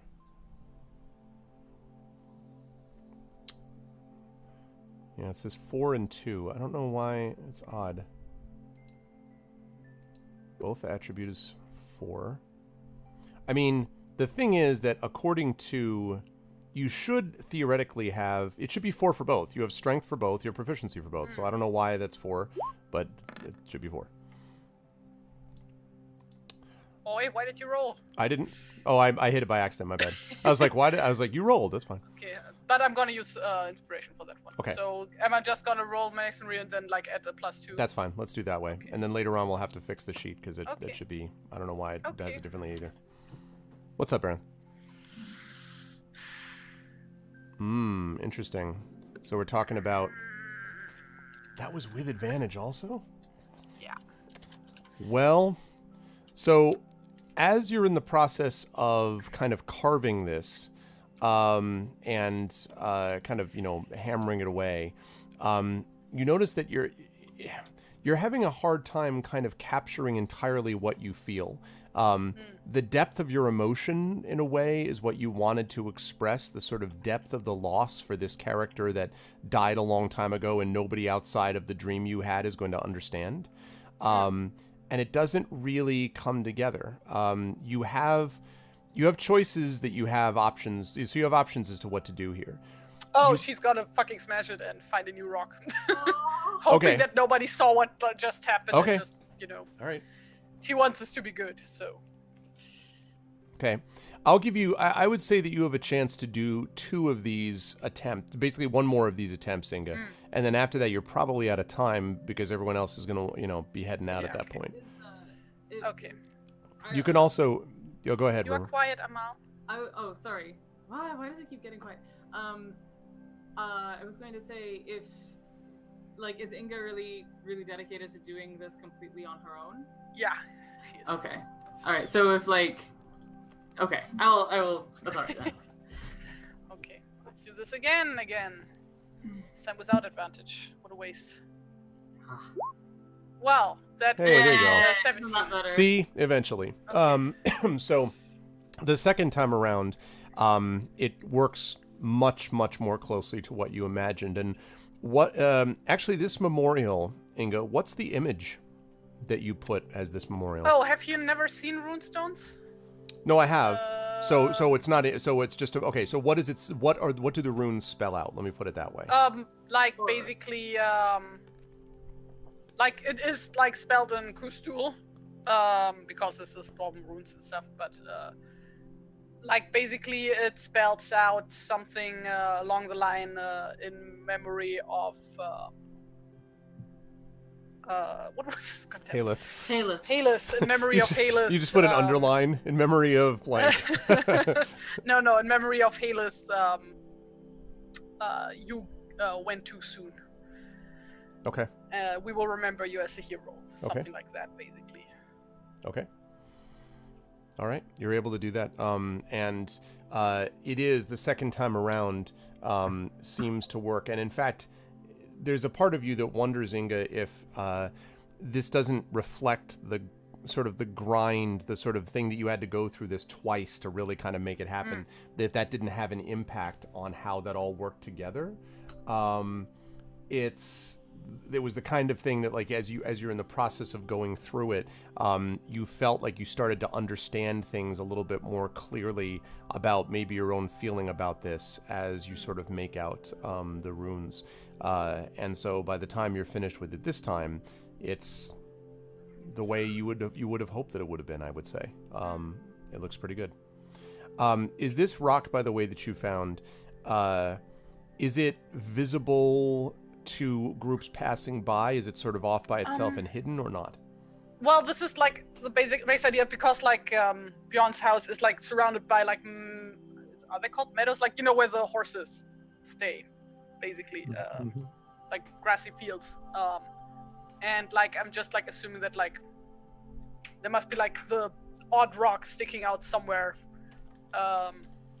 So like she just like took one that's like, you know, I don't think like anybody would like come by often unless they are a horse or they have like specific business in that direction. Like I'm assuming that like Bjorn would notice sooner or later if he hasn't noticed already, because like, I mean, like I'm assuming from far away you can hear her working on it, right, if the wind is coming from the right direction. Right. But yeah, it's like not in direct view, basically. So you would need to bring people there if you wanted them. Like you would need to be like, yes, you know, show them. Okay. Yeah, okay. Unless like somebody like was like basically looking, oh, where's she going with all those tools? Basically. Yeah. Okay. But, all right, that makes sense to me. So that makes sense. Okay. What about the rest of you? Is there anything else you wish to accomplish or not? Well, Inge is like, when she's done, she's gonna like let like her friends know and show her what she did. Oh, okay. So then you are gonna let her. Okay. So then probably what I would suggest then is that would be the thing you would take them to. Like you leave Bjorn's house for the last time for now, go over there and then come down south. That's what I would say. So yeah. Is there anything else you want to say to Bjorn before bringing your party over to show them what you did? And that's anybody, not just you. I think River will thank Bjorn, you know, with deepest courtesy and try to muster, you know, some liveliness for it, but it's still overall a lot more quiet than she ever is, and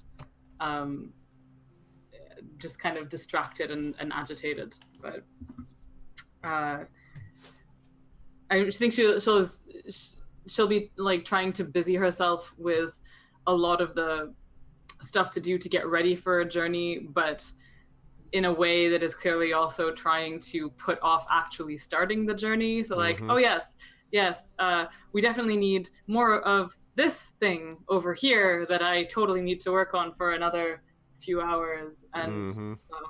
And but yeah. And as you're doing that, I suppose, the rest of you can see that she's doing that. Robar is sort of off with his own thoughts, poring over his map. Tani, what are you doing as we come to the close, you know, as you're heading towards the end here? Knowing that they're going to be heading for Roscabel, he's probably packing food, various provisions and whatnot that is going to take along, making arrangements for someone to swing by his place and look after his animals while he's away. Spending that last blissful night in his own bed. Yep. For those who have recently returned to their own beds, and know that. See what you did there. Beds, am I right? Yes, I am. There better not be any arguments, because you are in the wrong if you don't agree. Not often I will say that. This is one of those times. But yeah, basically he's just kind of busying himself with battening down the hatches here and preparing provisions for the journey. All right. How many shadow points did I lose, by the way, for making the... 2 For making the thing? Yeah. So the repair I had you is taking away 2. Let's say that I'll have you take 1 because I really like this concept. So let me have you take another point off for this. So let me make it, let's make it down to 7. Technically that's going beyond mechanics, but whatever. I call the shots. So, it's a really good. How dare you? The rules. The rules. The rules are all the best. Yeah, listen, as I'm sure we all know, there are some people who would do that. Yeah. I just really want Stone's shadow points to go away. It makes me like River can take it, but like. Yeah, he's not. She'll pay so much attention to him. She'll give him manicures every second day. She'll just poor pup. Yep, he's his sadness is definitely does not seem to have dissipated. And again, there aren't a lot of dogs here. No. Well, actually, there were some. That's not dogs. true. There are some. There are some dogs. But it's not so much that. It's that he's been able to get some comfort and so forth, playing with them and all that, just sort of the way Lilliman was with the horses. But the problem is that he really is just, he's so tied into the River and so tied into her feelings that he senses perhaps River's nervousness, her discomfort at going to this place that is fraught for her with things, and so that's part of it. I think is what he's experiencing is a reason of that, which is not to make you feel guilty, River. It's just No, it's all good. It's all fine. Want to make the roll again? I know. It's they fail. It's good. It's all fine. So let's see. I was just putting sure I got the map of this place up ready. Good. So Inga also thanks Bjorn for allowing them to stay and stuff. She doesn't say anything about the runestone though. She just sort of leaves that by herself. She just assumes he either already knows or one of his animals will just tell him sooner or later. So, right. And it's actually not clear to you as you're talking to him whether or not he knows yet, because he kind of plays it, well, for Bjorn anyway, somewhat coy in that he doesn't sort of bring it up. But it definitely occurs to you that as he's sort of checking to see whether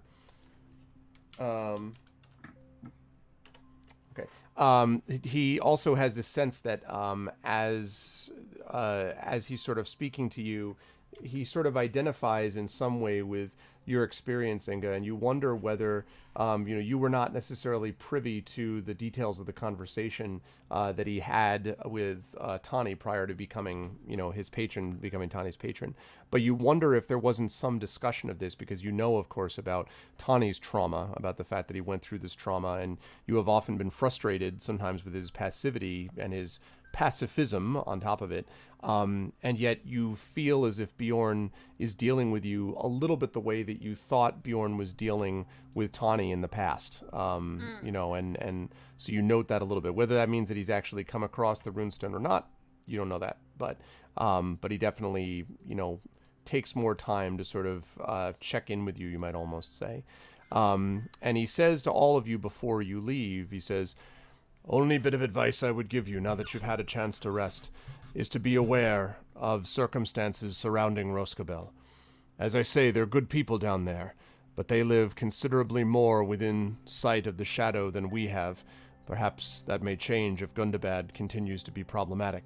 But in the meantime, you can trust that where we are is reasonably safe.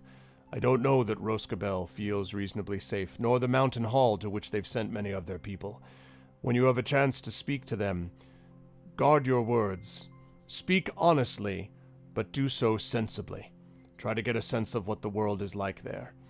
And when you deal with Radagast, well," and he kind of rolls his eyes slightly, "he's a wizard. Remember, he's always got his own reasons for everything. Although," and he says, "when you first find him, you may not realize that. But anyway, I'll not say no more. You can decide for yourselves when you see him. Nonetheless, these are good people. You go with my blessing, and as always, my house is open to you if you come back this way. River stays silent throughout that, but maybe just bristles a tiny bit at the thought that, like, I don't know, it's like talking about my home, man. Yeah. Yeah. Back off. She doesn't, but she doesn't contradict Bjorn in any particulars. Okay. All right. Tren, you want to share with the class? Kind of, but when you said that he gives us your blessing, I thought it would be like with Aramay. It's like, is he gonna kiss us? I'm just like, calm down. Yeah, I'm sorry. I should be. Connie's not. How about a big bear hug with that? That's a good start. Where is that comic? Where is that comic? I know. We see. Well, I right exactly. Terry said he's like, I ship it. I was like, well, look. All right. So, you folks set off then to the south. It is, by the way, late autumn now. So we are talking No. oh wait, what? Sorry. Oh, I beg your pardon. You're going first. I beg your pardon. First, you're going to the runestone. My bad. Yeah. So you're going west. Actually, slightly northwest, I believe, is where it would be off by itself. And go ahead, Inga. I'm sorry. Yeah, you take them to show them what you did first. So there's like this boulder which is about the size of Tawny, which Inga has put a lot of time into, like, carefully carving a lot of rooms and some images into it of like, you guys are not entirely familiar with the symbolism in this one, but like basically Inga explains that like, she doesn't actually explain a lot. She just says, I made this for Haleth. I can never remember his name. Haleth, yes. I made this Haleth for of Hakem. Haleth of Hakem, yes. Yeah, well, she doesn't say of Hakem, just like, I made this for Haleth. And How tall is it?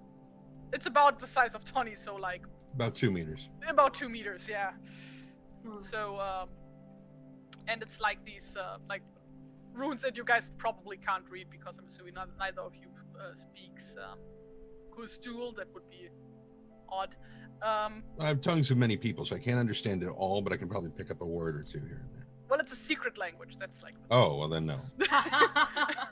Like, I think only like dwarves and some elves and like wizards can read it or something. And one Bjorning, who happens to be Tawny. One Bjorn. But yeah, it's like red painted runes, basically. Like, they're engraved and then like painted red. Yeah. River will like approach this and just kind of look a little awed by it and run her fingers along the carvings in the stone and start to say it's beautiful, but then turn away because she'll be quite overcome with emotion and try to not just like burst into tears and swallow them away. Oh, like Inga is like, oh god damn it, and then she goes to River and hugs her. To hug her really tightly and just Pretty much exactly what Tawny was going to do. He's going to walk over and kind of run his fingers along the runes and look at him and go, "It's very good work." But he wasn't going to, break up crying and walk away. Robar, I imagine, stands beside and is like, that's some good writing. Good writing there. Yeah, like Inga, because by now she can read him, she just like grabs him by the arm and like pulls him into the group hug, basically. It's like, oh, gee, well, that happened. Okay. Right. Says, he backs off. He's like, have I revealed my royalty recently? I just want to make sure I do that.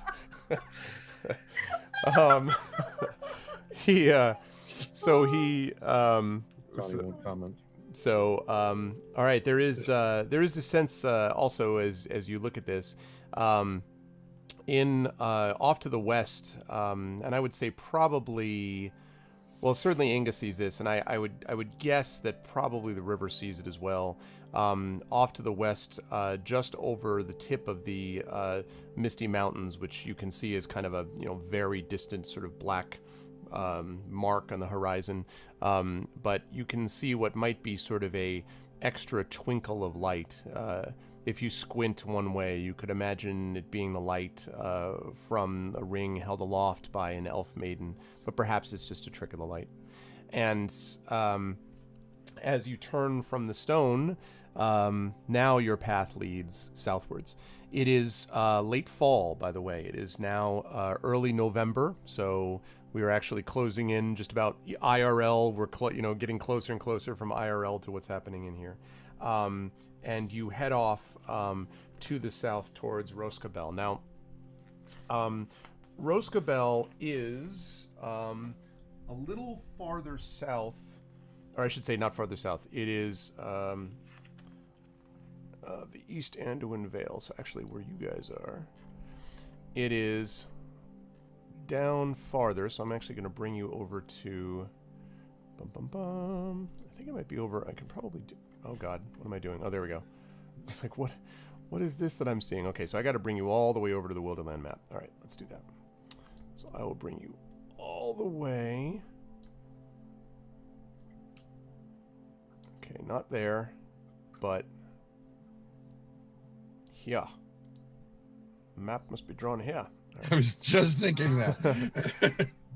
Okay. So, here is Roskabel, and it is actually farther south than you've been, I believe. Even when you were over dealing with the situation with trying to track down the murderous kid or the potentially murderous kid, and even when you were trying to deal with Brunhild and that whole situation. Stonyford is marked, as you can see right up here, but even when you got farther, you were basically around here when you were dealing with the bandits and so forth. So you're farther south than that. This is Roskabel is all the way down here. And actually is coming close towards, and this is what Bjorn was referring to, closer to this down here, which is, of course, the fastness of Dol Guldur, southern Mirkwood, which is still an evil place. The places up here, the sort of narrows of the forest in this area all here, is a little bit better, and the western eaves are difficult but can be managed, mostly because of the good work, in River's opinion, of the woodmen who keep it somewhat safe down here. But the heart of Mirkwood here is a very dark, dangerous place, and certainly southern Mirkwood is a place that most people avoid going if they possibly can. Even the East Nether Vales is difficult. So Roskabel, where it is situated, obviously is in a very difficult spot. And as you travel down to the south, all of you kind of feel over time the experience of, I would say not a shadow growing necessarily, but just the sense that there's fewer birds. There seems to be a little bit less calling in the darkness from, creatures of the night, raccoons and scurrying of creatures and all that. There just seems to be less of it than you might be used to. You could, if you wish, stop into Stonyford, although my guess is that you're probably not wild about going back to that place. Obviously, Nope. I'm guessing you're not, but I just wanted to mention it. Assuming you give that place a miss. And assuming that you stay closer to the forest than to the Anduin, which is, I'm guessing, what you do, because otherwise you're going to run into Stonyford because it's right next to the Anduin. So you would be heading down this way. Again, it's quiet, quieter than normal, but you are not brought, nobody comes up and says anything to you. And it's probably about a week to a week and a half of relatively easy travel when you find yourself coming close here to the East Anduin Vales. Question, Yes. if I may. Like, how long have we actually been going in game by now? Because you said it's like almost winter again, and like I remember we already went through one winter. It's been over a year. Yep. Because you went through one of the adventures. Who's this creepy lady with stone? I know. I gotta fix that. I gotta fix that. Episode 2 was probably spring, I want to say, and so episode 3 was the summer. Episode 4 is early fall. So episode 5 is late fall. So I would say in episode 1 was the year before. So yeah, this is over a year. Time passes to a much greater degree, I think, than in so-called regular D&D does. Let me just move over the river here, and I'll get her back. Her token. I also wanted to, so let me just double check here. So it's been, how long has River been with them? A year or more? Would be, I think, just under a year or just around a year. They've been together over a year. You had been with them for a year, I would say. Okay. Yep. Okay. That means it has been 3 years since she's been back to us. Yep. And you can also feel free to tell them or acknowledge how you do or don't feel. I mean, that's up to you. I don't know how you want to handle that. Whoa. There we go. So good. Just make sure I get the right size. I think she will probably need to be asked, unless absolutely no one asks anything until they're about to get to Roscoval. But yeah. Okay. Is this a journey, or are we just? No, this is not a journey yet. Nope. This is just moving from one place to the next.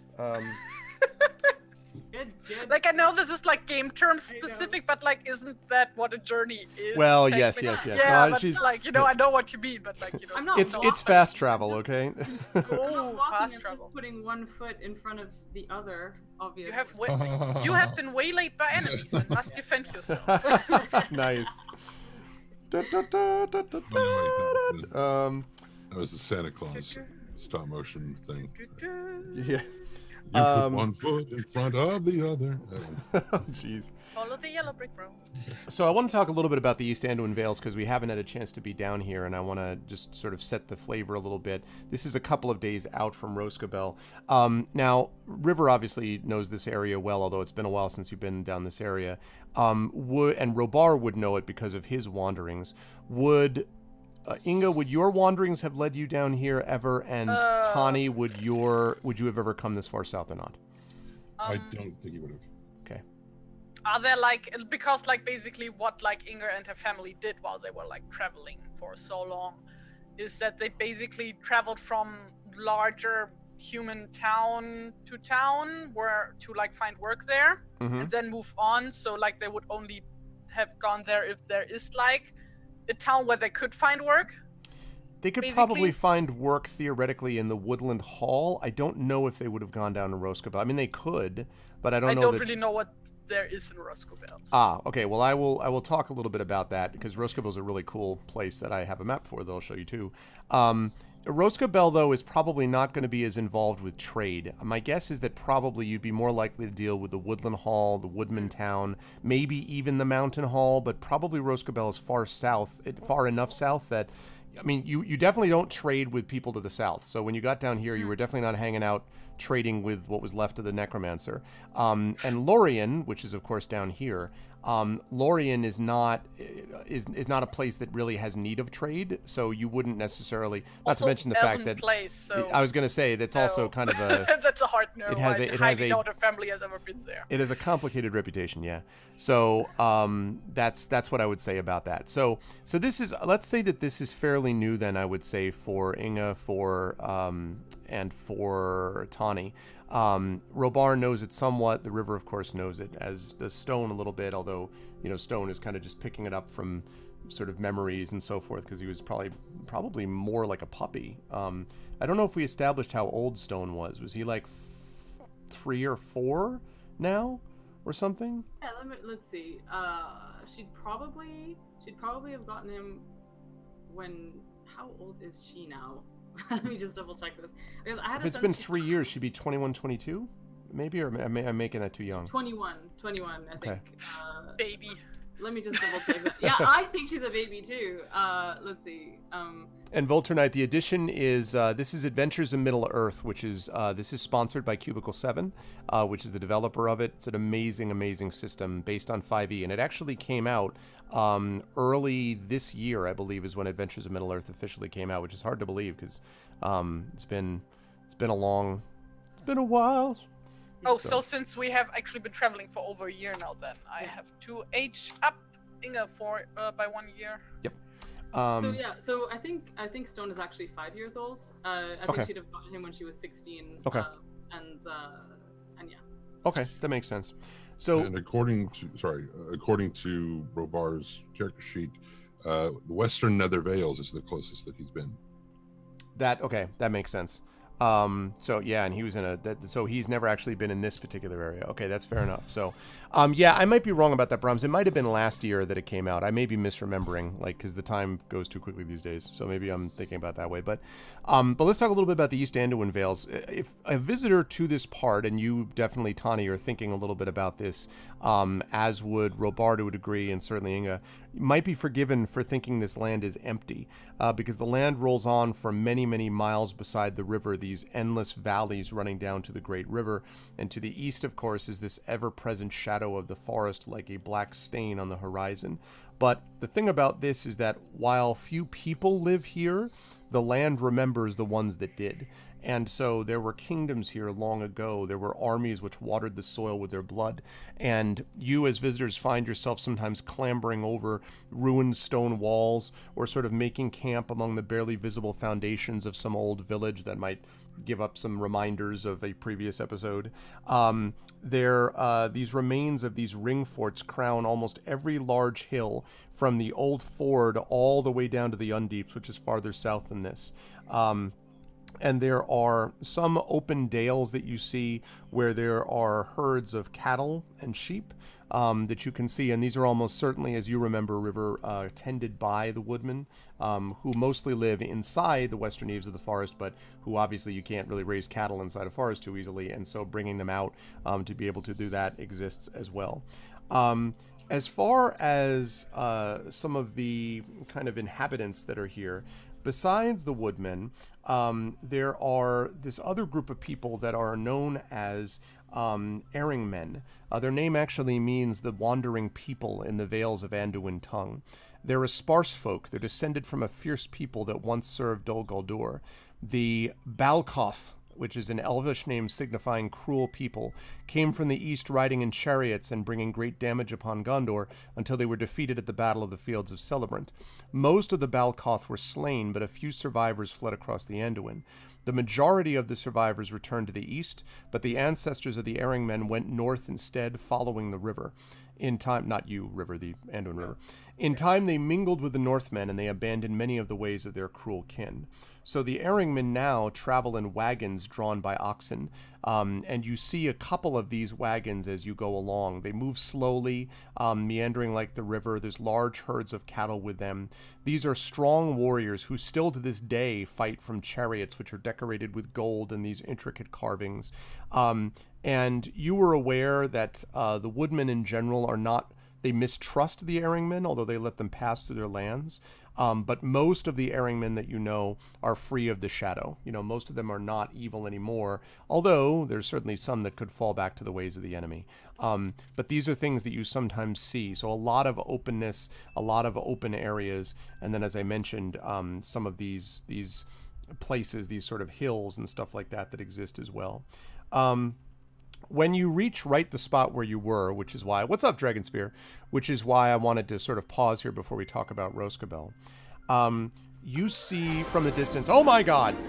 LB Noobs with a new subscription. Thank you, LB Noobs. I don't believe that's a resub either.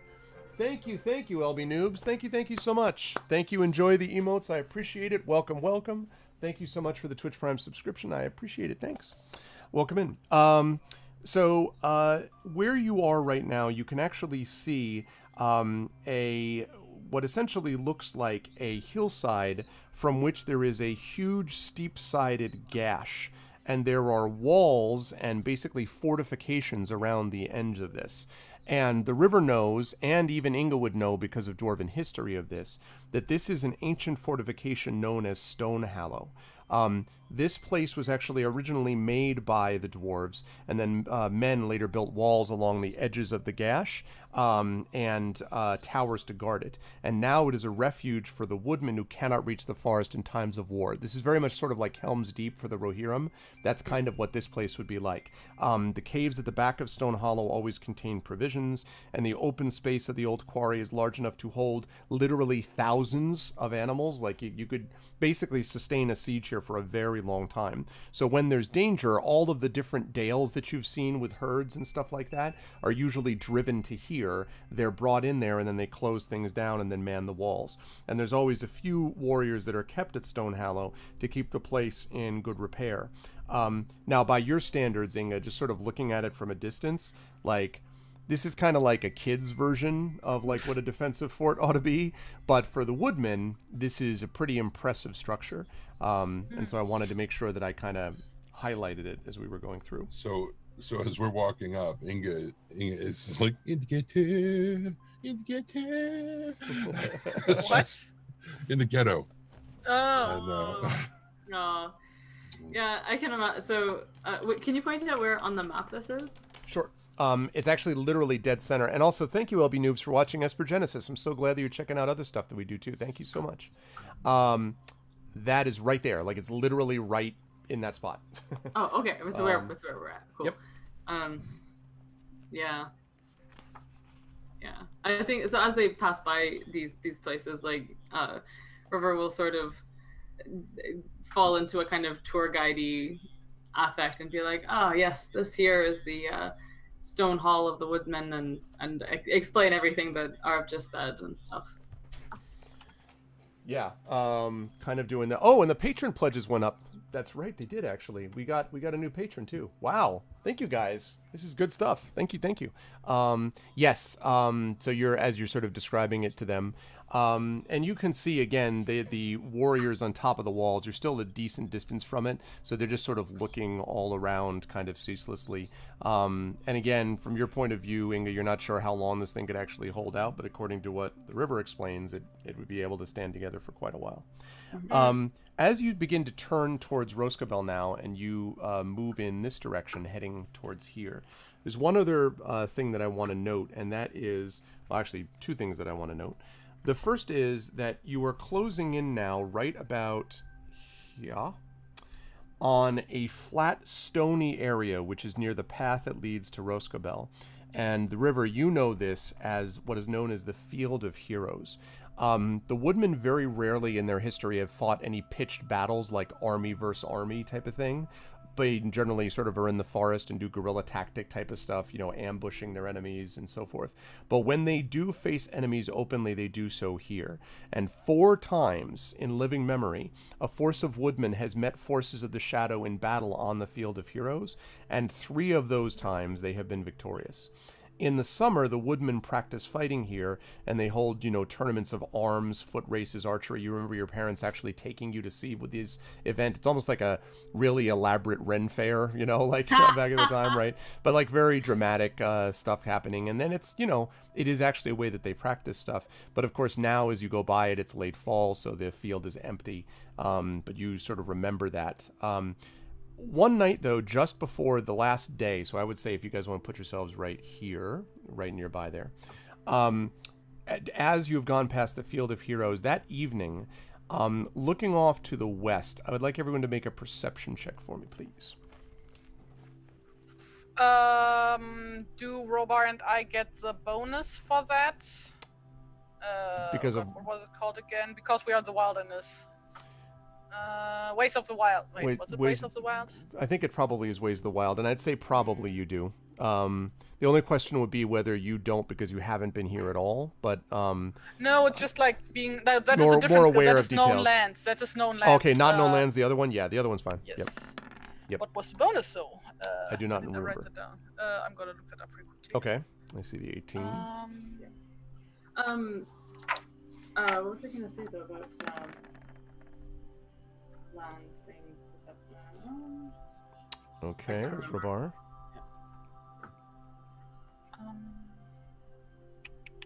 You wanted one from everybody? Yes, please. It just says we get a bonus on... My hand.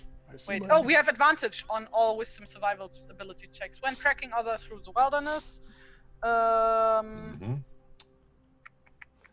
Survival, though. That's. Wait. If you act accompanying blah blah blah, you are considered to be assuming all vacant traveling roles. Wait. There was a different thing.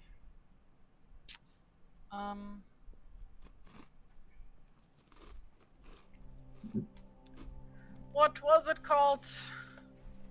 It was like a thing. We haven't been able to use it in a while. That's why I don't remember. But like, natural watchfulness. That's the thing.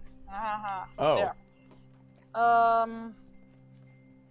Here, I'm looking up. Constantly pay attention. It's on page 83.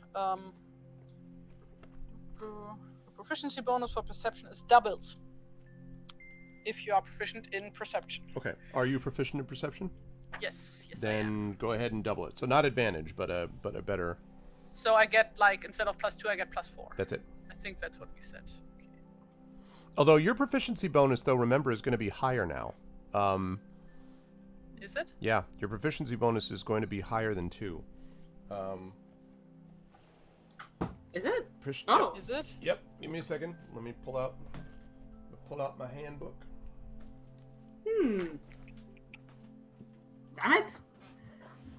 That would have made a difference. No, it's +2 still. Level 4. I get +3 at level 5. Say again. Your proficiency bonus is what now? +2, but I get +3 level at level 5. 5. Okay. So you're 1 level away from it. Okay, sorry. So then If it's you want to give it to them now. no. Yes, Yeah, so I you're not wouldn't complain. quite there. Okay. I knew you were closing ignore in. everything I said. It says exactly here. I get +10 proficiency. Yeah, bonus. exactly. Yeah, exactly. Okay. Plus, not so much from the lore master. That would be a 21, and for Robar that would be 17. Then. 17. So, I would say that Tani is just like, very occupied and looking at the forest and the Roskabel, all that. And Robar doesn't quite see this, but I would say that the river and Inga both do. Off to the western side, off in the distance to the west, right around What here. time of day is this? This is the last. This is basically the last evening. But I would say, let's say right heading towards evening. So 4 or 5 in the afternoon. So something not like that. night. Okay. Not nighttime. No. There is, you can see in the distance, a lonely stone tower. But the reason that you notice it, because there are other towers around here, is that it is a gleaming white tower. It is a tower that seems to be made almost of ivory. And this, again, River, is something that you would have some memory of. This is something which was known as the Elf Tower. It was, people called it for a long time Elfengard. And for a long time, it's been sort of a strange, just kind of a landmark. Everybody knew it as like, you don't even know the history of it. Just like it was this thing and it existed, and it had something to do with when the Elven King had dominion over the entire forest and not just a portion of the forest or whatever. You don't remember the details, but, and it's still very solid, not really that run down, but you would remember hearing that there were just creatures and sheep that would graze inside its walls. But the reason that you notice it now is that as you're looking off in the distance, you see what looks like a beacon, like a flame or something, that is flickering from the top of it. So Gondor calls for aid. exactly. No, not like that. But you can definitely, there seems to be some flickering, as if the tower has something or somebody inside it, which would be news to you because, as I say, it's just always been this, place, this like empty building that people could see when they left Roskabel, if the sky was clear enough and all that sort of thing, they could see it off to the west. But there seems to be something there now that wasn't before. Now, it's not close to you. You'd have to go way off your path to go there, but I'm just noting it for you because it's unusual to you. So a thing that I keep on, like, my eyes keep glazing over it on my character sheet, but that I really should probably have used on this journey, is the ever watchful trait that she has, which in the book says that wardens make a point of keeping up with the latest news, both local and from afar.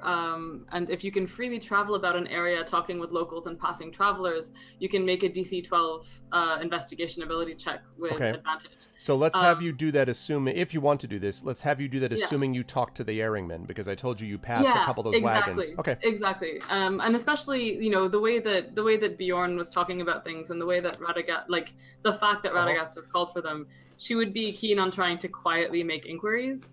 Yep. So, I buy that. Let's make the roll. I agree with you totally. Cool. All right. So it's an investigation check. my hand is trapped under here. Investigation. Bad rolls. Yeah. So probably not. So if that's a failure, then you hear all the latest rumors and news but cannot discern the truth of false, etc. So, right. So what you hear about it is that there are sort of these rumors about something about the tower and about strange doings at the tower, but nothing specific. And that is confirmed when you actually get down here and see that it does look like someone's in there. Now, I suppose if you wanted, knowing that, you could have gone directly south to it and then cut over to Roscabel directly. If you wanted to go straight to the tower, I would be okay. I don't think that's too much ex post facto because of this. That's okay if you want to do that. Otherwise, though, that's what you know. And there's nothing specific about the rumors. Okay. Yeah, I think that so I don't know. This is a bit where I think River would be looking for ways not to go back to Roscabel. Yeah, exactly. Okay. So but this is kind of, it would depend somewhat on her companion.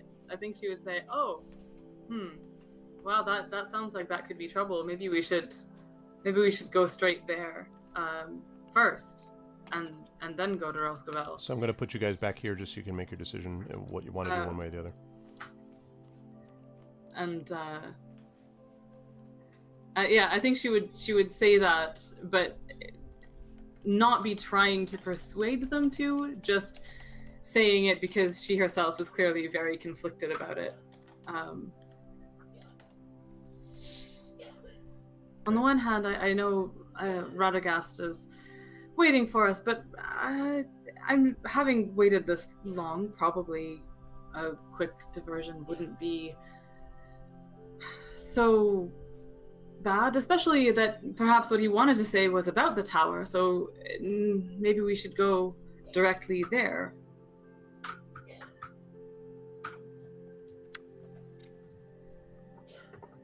I don't know this Radagast fellow, so I'll just follow your lead.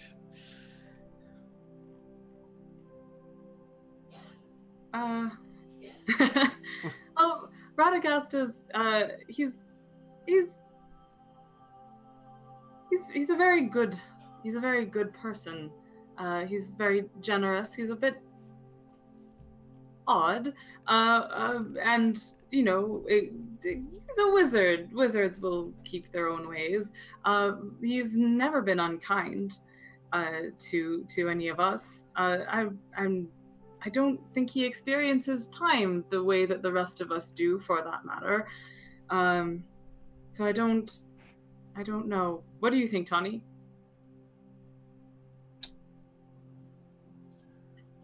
I think we've been summoned. And I think to diverge from that path on supposition of what could possibly be, with no real evidence to support it, is folly.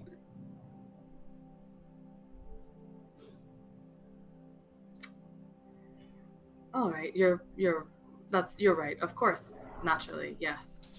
Let's just go on. Do you not want to go back? No, I really don't. So why don't you want to go back? Is it the plane? Planes flying over them. Planes are dangerous. It's definitely The eagles are coming! The eagles are coming! falls mainly on the plane. Sorry, yeah, that plane was really loud. God, sounds like a helicopter, actually. Maybe. Yeah. It's hard for me to tell. I left 3 years ago, and I never thought I would return. I don't think anyone is expecting me to return, and I'm afraid that returning now would make it very hard to leave again. And I'm uncertain of what welcome awaits me in particular. But I was Radagast, who was in some wise responsible for me leaving, and he's now responsible for me returning, and I don't know what to make of any of that. So... And you won't until you get there. Right. Well... Also, don't you want to, like... Wait, did they go here? No, they went to Woodland Hall, right? No, I think she sent them to Roscovel, didn't she? Yep. Yeah. Yeah, then, like, don't you want to meet Brunhild again? I do. I hope everyone's well.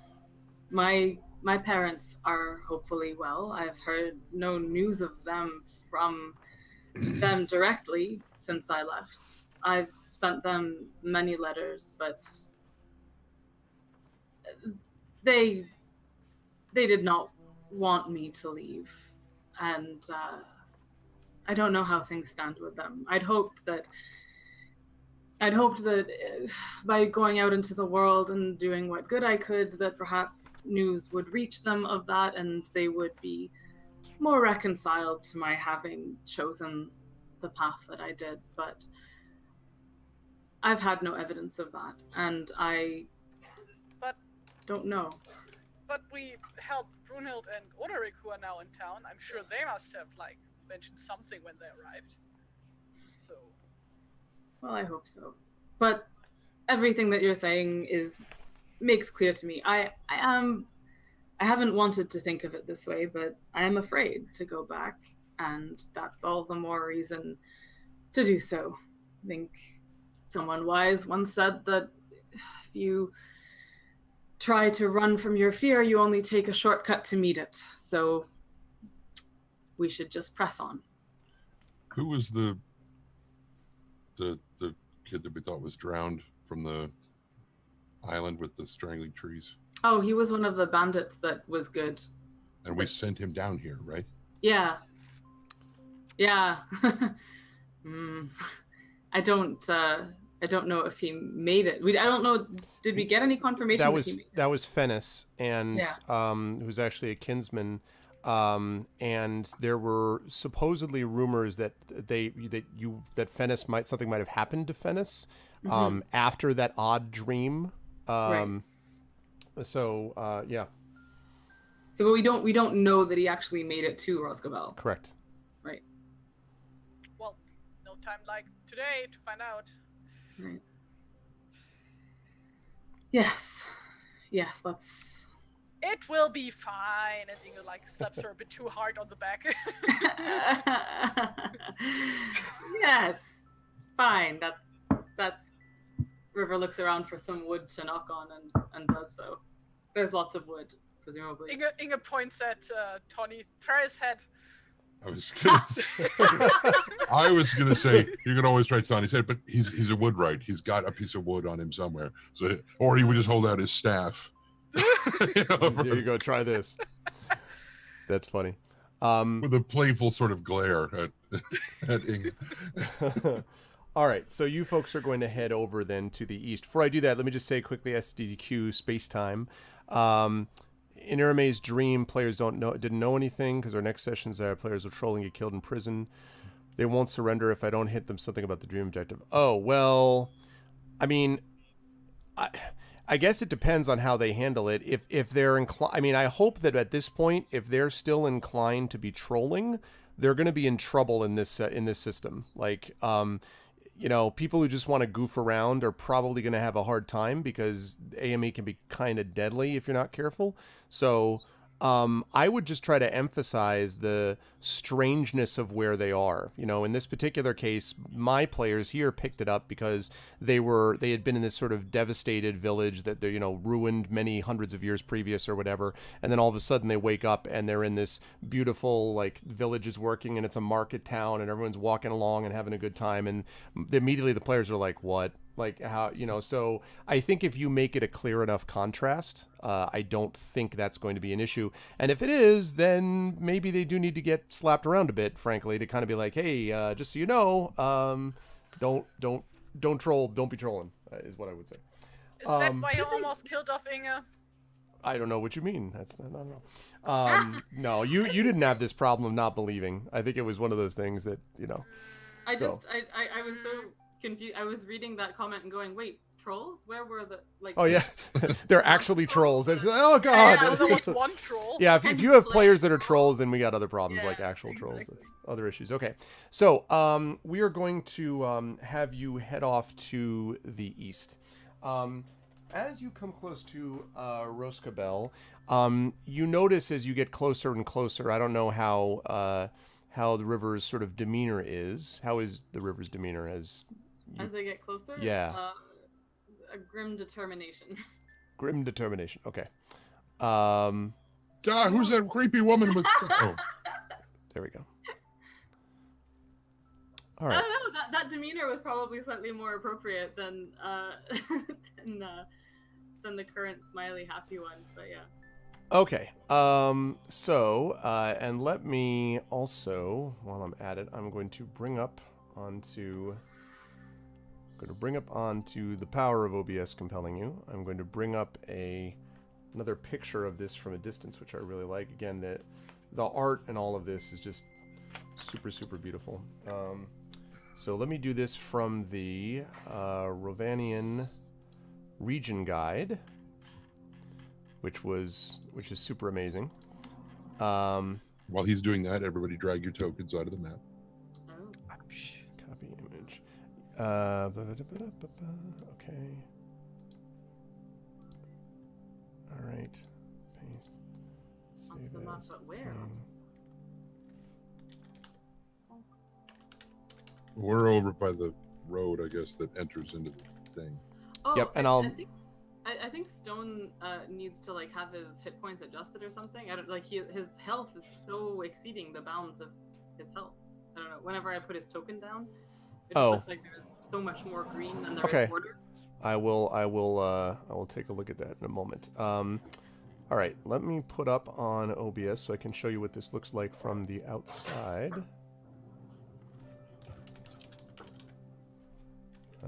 If I can actually pronounce it properly. There we go. I mean, spell it properly. Dear God. All right. All right. Okay, that is a picture that dominates the entire screen. Let me just shrink that down. Okay, there we go. This is what Roskabel looks like. So pretty. It is really, really kind of pretty, I think, and kind of a neat sort of outside. And you can see that there's actually, as you can see there's actually like what looks like a hedge that basically surrounds it. I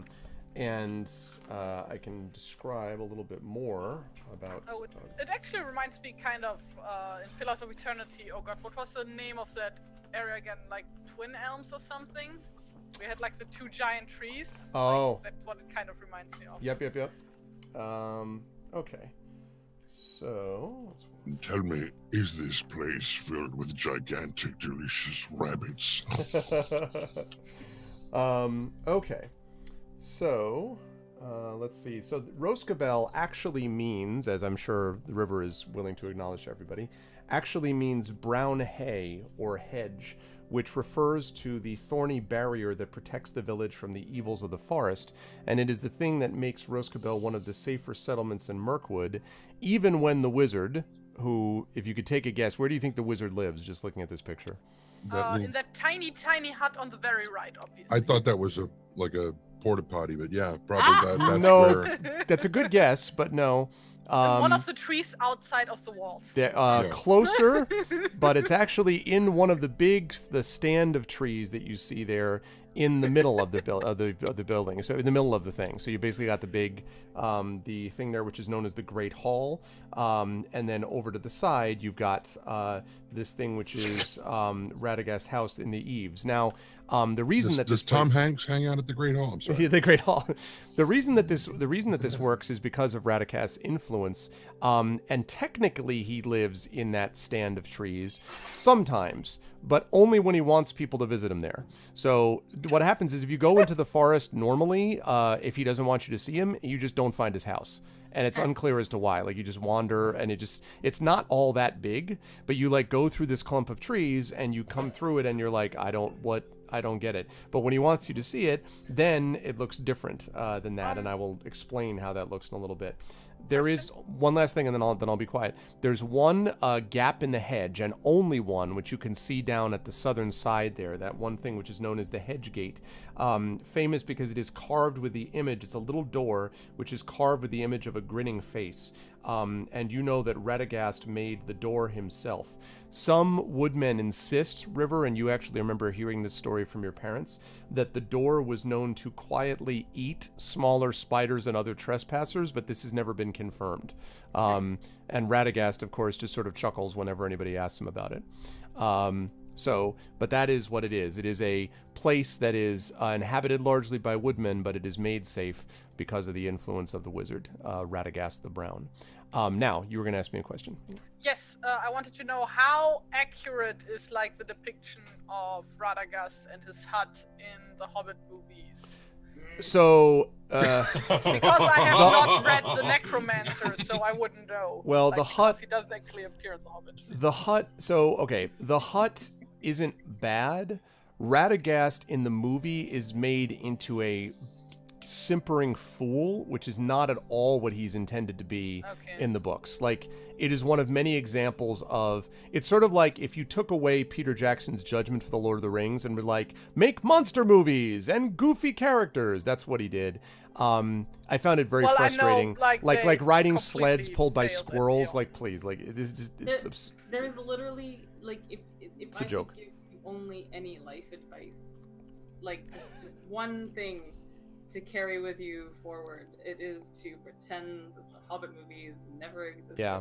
They're not completely bad. I mean, mostly bad. They're pretty but bad. I mean, there are some elements in it that are very good. Well, like let's not. They're like what? Like, for example, the dwarf designs are very good. yeah, they cast the dwarves fine. I thought they did a good job casting Thorin. I thought they did a good job casting Bilbo. They just made him into a warrior, but the casting was fine. Yeah. And I thought they did a good job I love casting Bilbo. Bard. Other than that, those movies, they didn't... First of all, you needed at most 2, not 3. Secondly, there is zero reason to make it Lord of the Rings 0.5. There's no reason to make it into, let's have Azog be the big bad guy. Why? Why do you need to do that? And it just reminded me, I've been reading The Princess Bride to my daughter, and of course I love the movie. It just reminded me, the movie is extremely faithful to the book and is a great movie. You would think that someone would learn that once in a while. They'd go, wow, The Hobbit is a great book. Let's have a great movie about The Hobbit. Not, let's go back and pretend that we're doing Lord of the Rings again. Oh god, what have I started here? Anyway, So like to move this on, I would just that's recommend that everybody just like watch like Lindsay Ellis's like review on the Hobbit movies over on YouTube. Lindsay Ellis, Because like her. those absolutely nail what's wrong and what's not wrong with those movies and why it's wrong and not wrong. So I will look forward to watching that. I also wrote like an article on that as well, which I will totally put in the chat at, like, if you want. But Lindsay Ellis is great. I met her at Convergence. She's awesome. She's super nice. Yeah, she's like one of my favorite YouTubers. So that's exactly right, Dragon. It's movie script writers thinking they can do better than Tolkien, and it's also not capturing the spirit of what he did. Anyway, I won't go on, but anyway. No, I just like wanted to know because like not everything is a total failure in this movie, and I thought like maybe like because I think his because I haven't read because like Radagast doesn't appear in the Hobbit, right? He only appears in the Necromancer. Yeah, that's right. I haven't read the Necromancer. I've only read the Hobbit. So I thought that the Hut was pretty good. I just thought that they portrayed him as a goofball, and he's not a goofball. So and they weren't squirrels drawing anything. Oh God, no. They're Roscobel rabbits, which is why I asked if the place was full the of rabbits, yes. giant, delicious rabbits. Yeah, sorry, the rabbits. Oh God. Anyway, I love that scene. These are Roscobel rabbits. I love the way he did that. Yeah, I know, Dragon. Please go on. Yeah, no, I can't. But we're gonna geek out on this. Okay. So you see this as you're getting close, and you can see the sort of gentle light of green that kind of always descends over it. And you remember you remember this very well. The river sort of growing up in this environment and what it was like. You remember also the smell. You kind of take a deep breath and you smell pine and the sort of grass and deep rich soil of the forest. You hear this, even though it is late fall, there's still a little bit of twittering that you can hear, maybe an occasional sound of a somehow barely surviving cicada, that's in the eaves of the forest, etc. And as you're going along, you kind of feel yourself sort of entering closer that environment as you head towards Roscabel itself. And when you get to the front of the place, and there is this door, as I mentioned, that's there with this sort of smiling face there. Every time. Huh? Anytime somebody talks about a door or the face on it, I think of the very first edition D&D riddle that I ever had to solve, which was a door on a face on a door that said OTTFFSS. What's the next letter? And I was like, E. I'm like, that's right. And the door opened and we went in and my parents were like, what? What? Like, that's right. funny. What is the it's a riddle? Now I need to solve this. What? OTT. Okay. Pencil. Keep talking, Arvo. Yeah, I got it. I get it. And the one after that would have been N. OTT? Mm-hmm. Just go. Yeah, I know. So as you're heading to this, you're standing in front of this door. It is closed. There is a smiling face, again, sort of a grinning face that's on the end of it. That's on the front of it, I should say. And you're sort of standing there, just looking at it, basically. Door is closed.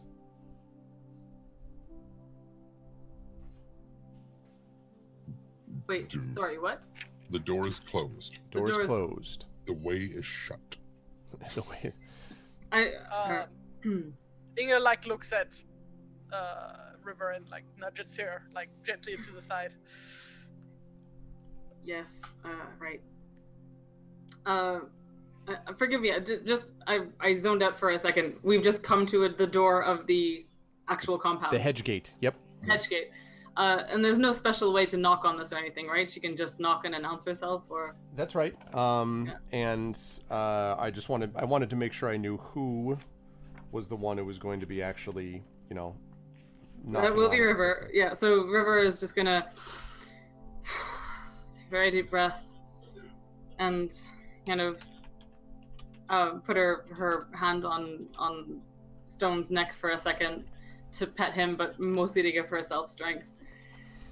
And is gonna draw herself up to her full height and just step forward and knock loudly on the door. You knock loudly on the door, and although the leaves and the grass and the hedge around it would seem to muffle this, in your mind it seems to echo alarmingly as as you knock on the door. And there is a pause, and then the door opens with a slight creak and reveals a path sort of leading into this mix of huts, houses, the great hall, of course, in the center, all familiar to you, and then the ever-present stand of trees that you can see towards the far end of the town, and the town, where Radagast usually was supposed to keep his home. And at first there doesn't seem to be anyone standing on the other side of the door. And then as you look, you can see that it's actually someone who is tall, holding a wooden shield, sword at his belt. And he looks down at you. You don't necessarily recognize him. He looks down at you and he sort of nods and he says, "Yes, what can we do for you?" She doesn't recognize him at all, right? No. No. River basically puts on her game face at this point and is just dons her courtesy and says, "Greetings. I am the River of Roscabel, and I have been summoned with my party. This is Inga," and she goes on to introduce everyone by their names and titles. At your service. Tawny Bear, the Hearthminder, so on. And we have been summoned by Radagast to take counsel with him. And he says, "Very well. In that case, I would suggest that you head to the..." And then you hear a female voice interrupting him. saying, "Oh, it's Avina. It's Avina, it is." And you look, and you can see from the path the image of what is very clearly your mother walking towards you. Your father is not there. Your mother is. She walks towards you. She has this sort of astonished expression on her face. And as you see all of this, you hear all of this and hear the name Avina, and you begin to hear other people sort of whispering it to each other. "Avina's back then.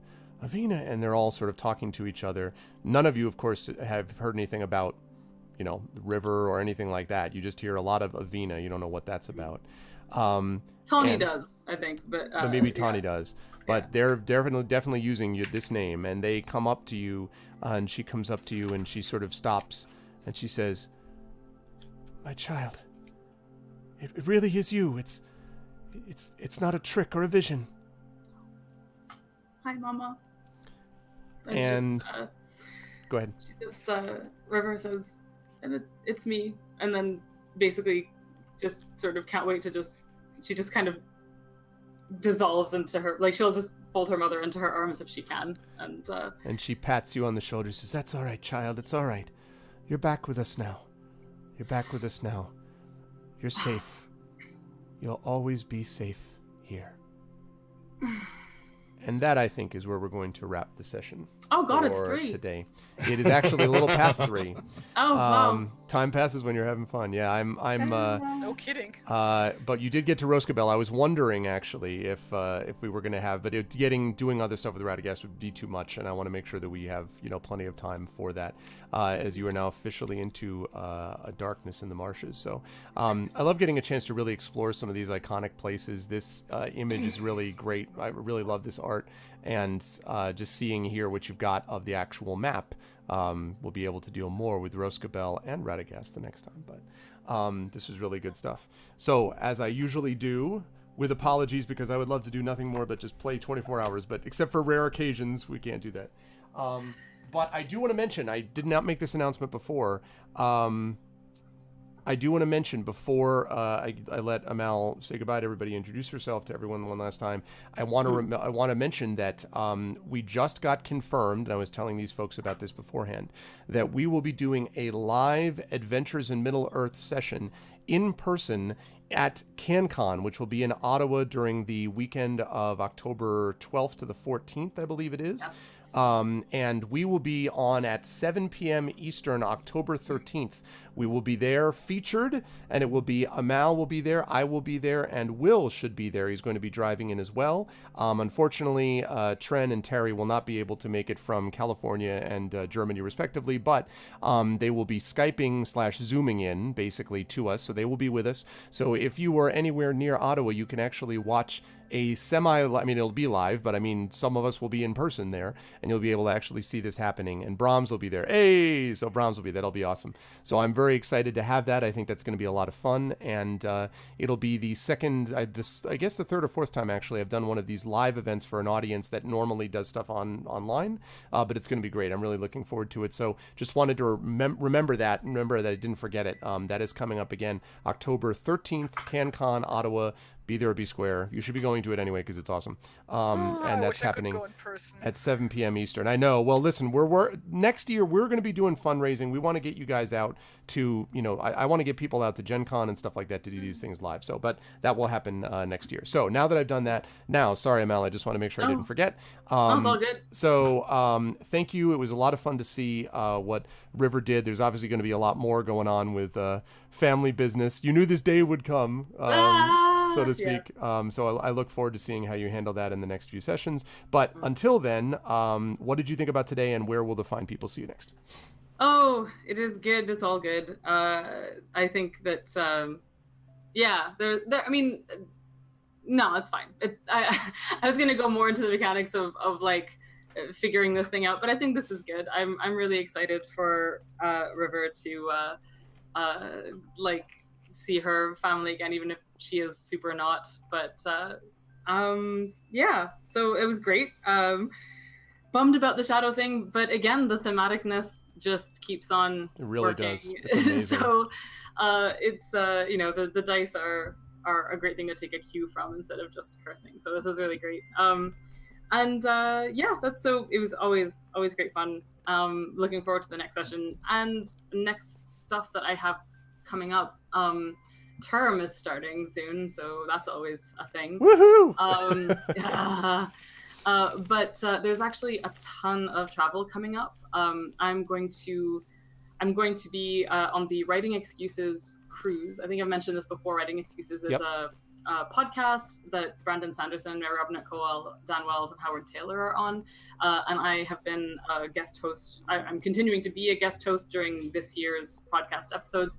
And I'm going on this cruise into the Caribbean, which is also a bunch of workshops and stuff like that for people who have signed up for the Writing Excuses thing. So that's happening the last week of September. And then the first weekend in October, because I hate myself, I don't know. I'll have just gotten back from the cruise. I'll have like 4 days at home, and then I'm going to VCon in Vancouver, where I am one of the guests of honor there. So spend that weekend out in Vancouver, and then the following weekend will be CanCon. And then the week after that is Viable Paradise, which God.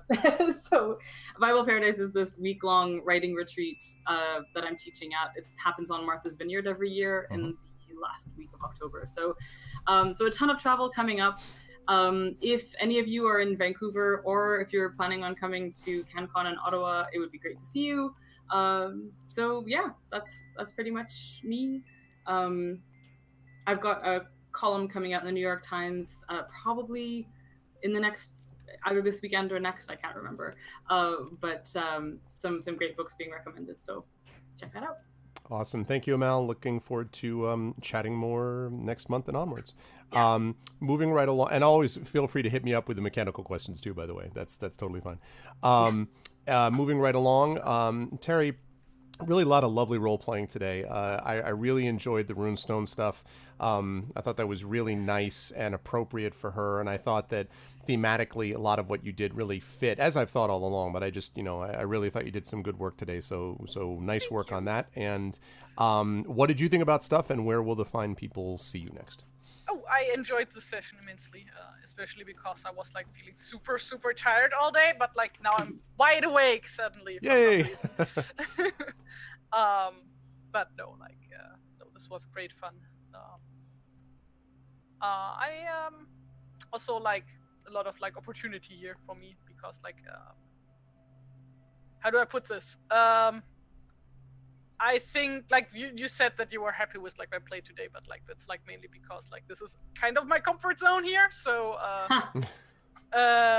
sort of, so to speak. It's a bit hard to explain, but yeah, like I like these scenarios, these types of scenarios. You mean you like the tension and drama scenarios? No, it's just like, I relate in those moments with my character better. Basically. Sure. If that explains it. So yeah, that was great fun. Also, yeah, I could use I was able to use some of the inspiration that I gathered while I was in Denmark. So that's nice. Yep. So a lot of rune stones while I was up there. Yeah, that's it. And yeah, thank you for the fun session and stuff. I have no idea where people will see me next. Over here, obviously, but don't know when the next session is. And also, the coming months, I should be able to do the next Lone Wolf or whatever game that is drawing. Yes. Session again, because I'm going to be home actually. Yes. Because summer is over, so I'm not traveling that much anymore, if at all. So yes, I'm available for all kind of shenanigans again. That is good to hear on multiple levels. That's great. I'm excited. So yes. Did you figure out the riddle? No, because I didn't have time really. I'm gonna do that afterwards. Oh, I see what it is. Yep. Ha! Yep. Yes. Yep. I feel like that's been used in one of the fighting fantasy books too. I'm almost positive Probably. I've seen it before in something like that, but yeah. But it was good stuff today, Terry. I enjoyed it, and yes, we will be in touch about September, which will be Busy month for Busy everybody months. and stuff. But it'll be a good kind of busy, so Okay. that'll be good. But thank you, Terry. Always a pleasure. No, thank you. You're welcome. No, thank you. No. No. Flip table. I'm gonna thank whoever I want. All right. I want to also will say I'm sorry that Will could not join us. I think we had some miscommunication, but we will get him back on. And again, Will runs Encounter Roleplay. I know that Encounter Roleplay has just been blowing up. I mean, they've had a lot of good stuff going on with them, handling stuff there. We have official sponsorships from Cubicle 7 and from Alligator Alley for Esper Genesis. They've got official sponsorships from, they're doing a whole thing with Chaosium. So they're doing the official Call of Cthulhu campaign for them, which is like a big step for them. And they've got stuff going on with Warhammer and like a whole bunch of stuff. So, and he deserves it. I mean, he definitely is good at what he does. You should go and support him. And we will have him back here, no doubt, next month for our 2 sessions. Last but certainly not least, we have got that's right, Aaron. Body sometime in September. Yep. Thank you. I was having a really you're hard like, what time is that? That's what it is. What the hell he was talking about? My birthday's in September, so I'd have a tendency to know most months and like songs related to September and like all that Really? stuff. Yeah. That's adorable. So I have this. I know about that song. Also, my daughter loves dancing to that song, so there's that too. Yours is also in September. See, there you go. Good. Happy birthday. Well, mine is still what? It's the 16th, so I still got a while. But happy bad birthday in luck. advance. Happy birth Can't- month. You can't Happy birthday. congratulate somebody in advance. It's bad luck. What? When is that supposed to be bad luck? Is that like Like giving in knives Germany to it someone is. in a You wedding, can't- and that's also bad because it's like indicates. You What? know. It's not bad per That se, is- but you do have to pay the person who gives you the knife. Yes, I know this. What? Too. Yes. Really? If you give a knife as a gift at any point, not just at a wedding, if you give a knife as a gift in order to not sever the relationship between you, which is one of the purposes of giving a knife as a gift, you give the knife with a coin attached to it, and then that person who is receiving the knife gives you back the coin as if they have paid for it, and by making it into a transaction, you avoid the ill luck of gifting a knife. See, I didn't know this you can until. buy them in any way, actually. You can like buy them a beer or something at World. It also works. It just needs I to mean, be made as like a trade, you know? You Yeah. can't just Yeah. gift it to them. I just knew that when my wife and I got married, we were like, we could have used things like a butcher block of knives for cooking and stuff. So I gave that to these people, and they're like, "What? No, it's terrible luck." And I'm like, "Oh, Jesus Christ!" So I wanted to be like, well, when I was going underneath my ladder, which has 13 rungs on it, holding a black cat, like I was just like, "Here, let me just," and then threw the black cat to shatter a mirror. Like I'm like, I'll do whatever to break down the superstition. Good God. Anyway, now I know, so I will always give a coin with knives, or I just won't do that at all. Anyway, it was good to have it's good to have Will as part of our group, and we'll have him back next month. So Tren, again, it was good to see you getting a chance to work in a scenario where you were likely to be in a slightly better mood than some of the party because you're like hanging out in a place you're safe in and all that and comfortable with, relatively speaking. But how did you feel about stuff, and where will the fine folks see you next? Oh, it was good. It was very kind of level, even keeled sort of time today. Mm-hmm. Not a whole lot of ups and downs. It was very just smooth sailing, very very relaxed, Mm-hmm. and not a tremendous amount of deep RP and whatnot. And it was, I felt like I could have slept through the whole thing. I almost did. Maybe that's what Will's doing. Maybe he's like, Never mind. they'll Listen, be fine. if he misses his own fellowship phase, I mean, Robar will just sit around going, Yeah, that's all he does for the whole thing. Where will people see me next? It's a great question. I don't know. Next Saturday, I think, for D&D here. A week from this Saturday, yeah. Next Saturday, not this coming Saturday. Right. Next Saturday, yes. And that'll be a big session that has a surprise that neither Tren nor anyone else in that group knows about. So, don't want to miss that. Okay. Yeah. Well, I don't know about it, so whatever. Right. Let's see, what else can I tell you?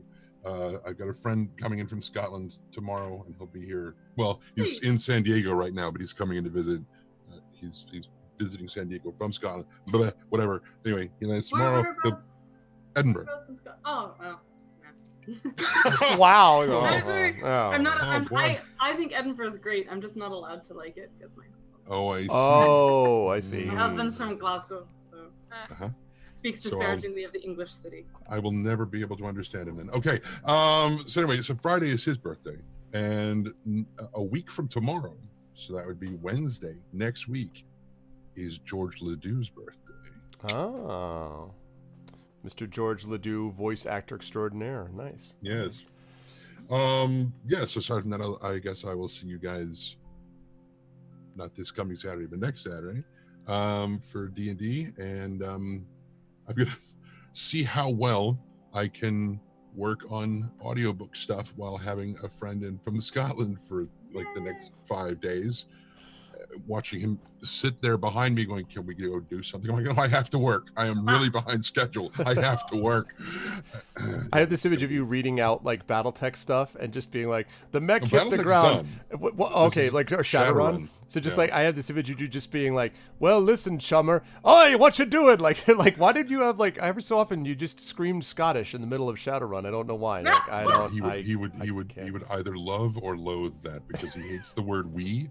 And I mean, nobody ever says that in the Shadowrun novel, but if I were to say we or anything, he would just be like,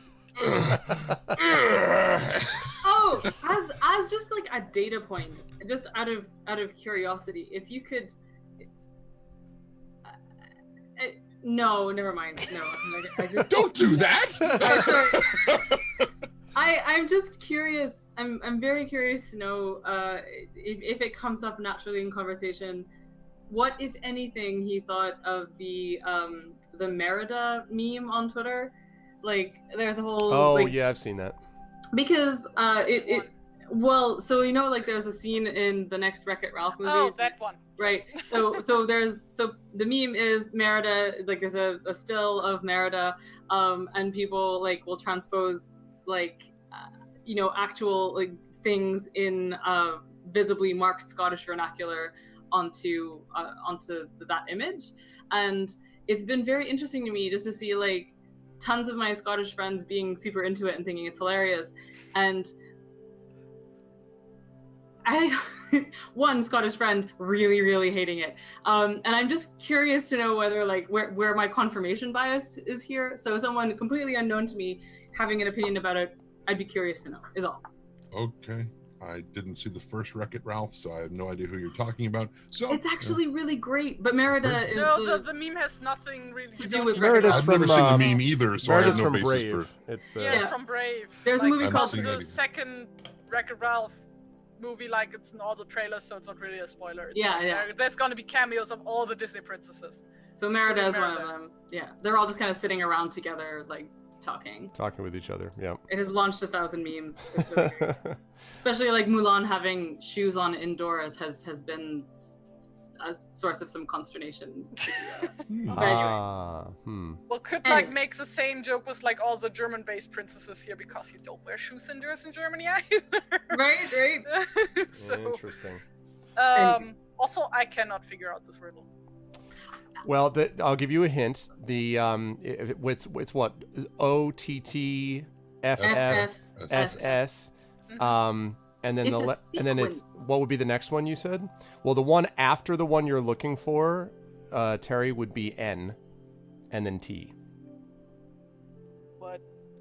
It would be OTTFFSS blank NT. Can I say one? Do say. Tell her what the O stands for. The O stands for 1. Oh, they're all numbers, I see. I like her reaction is like, oh god. That's what I was waiting for. I was waiting for oh god. Yeah, no, I'm just like remembering like these mass sequence things we did like back in school, and I'm just like, I like hated Fibonacci these two, and I could never figure them out. So. Yep, it was one of those deals. Yeah, that's funny. I do want to make one quick announcement before I let them go, to let these folks go, just because it connects to something that they've all been involved with before, and that is that we just made an announcement about this last week. My podcast, Speculate, is changing direction fairly significantly. It is going to become an actual play podcast involving myself, Mike, who's my co-host, and many, many, many authors who will be playing various sessions of various different kinds of games with us. And the first session, which we're going to be recording on Thursday, is going to be a one-shot of Eberron. It is going to consist of myself as GM, Mike playing with Maurice Broadus, who's good people, Marie Bilodeau, who's also good people, and Lauren Roy as well. So we've got 4 great people that are the inaugural Speculate 2.0. So for those of you who know anything about Speculate, this is 5th edition Eberron, which came out, the Wayfarer's Guide. I was so excited when it happened. And yeah, I basically saw that and immediately like, I must run a session of this because I love Eberron. Yeah. So I'm definitely doing that. And then Mike is going to be GMing. So we're going to be doing one of these, basically one long recording session a month, and then splitting them up into audio podcasts from that point forward. And we're excited. I think it's where Mike and I both are in terms of our careers / the way we want to look at story and narrative and things like that. And so I wanted to mention that because actually the first ever guest on Speculate 1.0 was Amal with Amal and Saladin many years ago, back in 2011, believe it or not. Oh my God. That was right. That when you got published in the magazine about it was a themed episode about Muslim themed fiction. Apex. Yep. It was Apex magazine. It was Apex. That's right. It was Apex. Yeah, it was an Arab and Muslim issue because that's right. Yeah. It was Arab and Muslim. That's right. Yeah. That's right. But yeah, it was a wonderful issue, and the story that I had in there was my first ever Nebula nomination as well. Yep. It was a great podcast. I'm looking forward to being on Speculate 2.0. I hope that will be a thing. Yes, I did send you. You of course immediately invited. But it is going to be for authors, and I think we're also going to be able to talk about story and narrative in TTRPGs and games like that too, which I think is different. So that'll be cool too. Anyway, I'm going to let these wonderful people go. Chat, can we get some love for the wonderful players? I can't wait for next session already. It'll be great. Thank you as always to Trendane, who you will see on my regular D&D as well. Thank you to Terry, who you will see on both the live illustration and on, of course, AME. And last but certainly not least, Amal, who you will see right here. And you will see doing various writing things of all sorts of different descriptions. Sir not appearing in this film. And Sir not appearing in this film, who I am going to completely ignore because he wasn't here. No, I'm just kidding. And Will, who you should check out on Encounter Roleplay. Thanks, guys. Much love. I will see all of you next month. Bye. All right. And that is going to do it for them. Really enjoyed this as always. I mean, as I've always said, I always enjoy these sessions. I always love them. And every campaign, I mean, I feel like I just am a broken record. I just say this all the time. I'm like, that was great, and that was also great, and that was also great. But it's true. Like I can't help it if it's true. I mean, that's just what it is. I really enjoy that experience, and it's always a pleasure to be able to kind of see how these things all come together. As for me, though, I've got to get going because in about 35 minutes, I am going to be back at the top of the hour on GOG, where I will be wrapping up, I hope, not Pen and Pixels, that's not being wrapped up, but Battletech is being wrapped up. So I'll be wrapping up Battletech on Pen and Pixels in preparation for the next couple of weeks on GOG, where I'll be doing other stuff. Specifically, I'll be looking into the game Pathfinder Kingmaker when that comes out. I think that's coming out in September. And then obviously I'm going to be heading back to Divinity Original Sin 2, which I was having a great time playing, and then Battletech came out, and I was all about Battletech because it was so cool. But anyway, I really enjoyed it, and I really loved, I really, love having a chance to do this campaign with you folks. If you liked what you saw and heard today, please, first of all, thank you to Cubicle 7 for being our official sponsor. Please give them some love. Please also make sure to check out all of the different ways that you can support this channel. First of all, by following the channel. That's a big thing that really helps a lot. So definitely do that. Secondly, making sure that you check out the YouTube channel, !ArvTube. Please go over and subscribe over there as we continue to rise in subscriber numbers. I think we're up to 670 over there, so let's keep that up. That's always a big help. !Arv tweets will get you over to my Twitter, where you can hang out and check out what I talk about, which, fair warning, also deals with family, writing, teaching, politics. So my kids, feature prominently, obviously, in the family stuff. So, be aware that's everything ARV. So hopefully you can deal with that. And then we've got, of course, the shop, !ARV shop, which currently has Infinity and Beyond merchandise, but is going to have in the not too distant future, I keep saying, Assignment Impossible stuff and also Esper Genesis stuff as well. So that will be awesome. And that supports the channel as well. You can get shirts, hats, hoodies, bandanas, mouse pads, that kind of thing, mugs. And then last but certainly not least, we've got the Patreon, which is sitting at $428.96. That's right. Underworld Ascendant comes out in September. That's actually not true, Brahms. Date has been pushed back to November, and I'm really relieved. They pushed the date back on Underworld Ascendant. They announced to November, and that's good because that game needs more time. That game was not ready, and so I'm glad that they actually pushed it back to November. That gives me hope that in those next couple of months they're going to be able to do it. I would love to be able to cover that as well because I definitely want to be able to play that. But I think everyone who saw that was like, oh crap, God, Underworld Ascendant is not ready, and it was not ready. So anyway, the Patreon, which got some love. So thank you to those of you who supported the Patreon today and are part of this. Really appreciate that. And thank you to all of those. We had a couple new people today who subbed today. Thank you for those who subbed and joined on. We're almost up to 40 subs, so we're closing in, which is really great. And I love to hear people saying that they watch campaigns like Esper Genesis and they branch out to other stuff that we do. I'm very proud of all the campaigns that I run. I think all of them are great in their own ways, and I really enjoy them. And so I hope you folks do as well. And that's another reason why Speculate is doing what it's doing, because I think years ago I was worried about what it would say about me as a writer or as an academic or something. Like I would be less serious if I admitted that I gamed a lot and that gaming is important to me. But the reality is that I grew up loving both reading and playing. And I loved Dungeons and Dragons, and I loved role-playing games, and I played Tunnels and Trolls, and I played, all kinds of board game related, RPG board game related stuff, in addition to a bunch of like video role-playing games and stuff. So it was a very important part of my childhood, a very important part of my life. And I think as I've come around to it, I've realized that I don't have to be worried or ashamed of it anymore, that I can have a very viable and, career that I'm proud of in my writing career, and also have a gaming career a streaming career with games, and those things actually inform each other. Because I've got stuff coming up that I can't talk about yet, so close, but I can't talk about yet, that is on the writing side. I'm going to be a busy bee in fall, but it's going to be great. It's all going to be good stuff, so I'm excited. But right now I got to get going and get ready for the top of the hour when we've got Pen and Pixels and Battletech coming up. Thank you to everyone who made this such a wonderful stream today. Thank you to my wonderful viewers, my wonderful mods, Dragon Spear, Terry Tunes. First of all, thank you, Terry. Great job today. Really enjoyed what you had to do with Ingo. It was really good.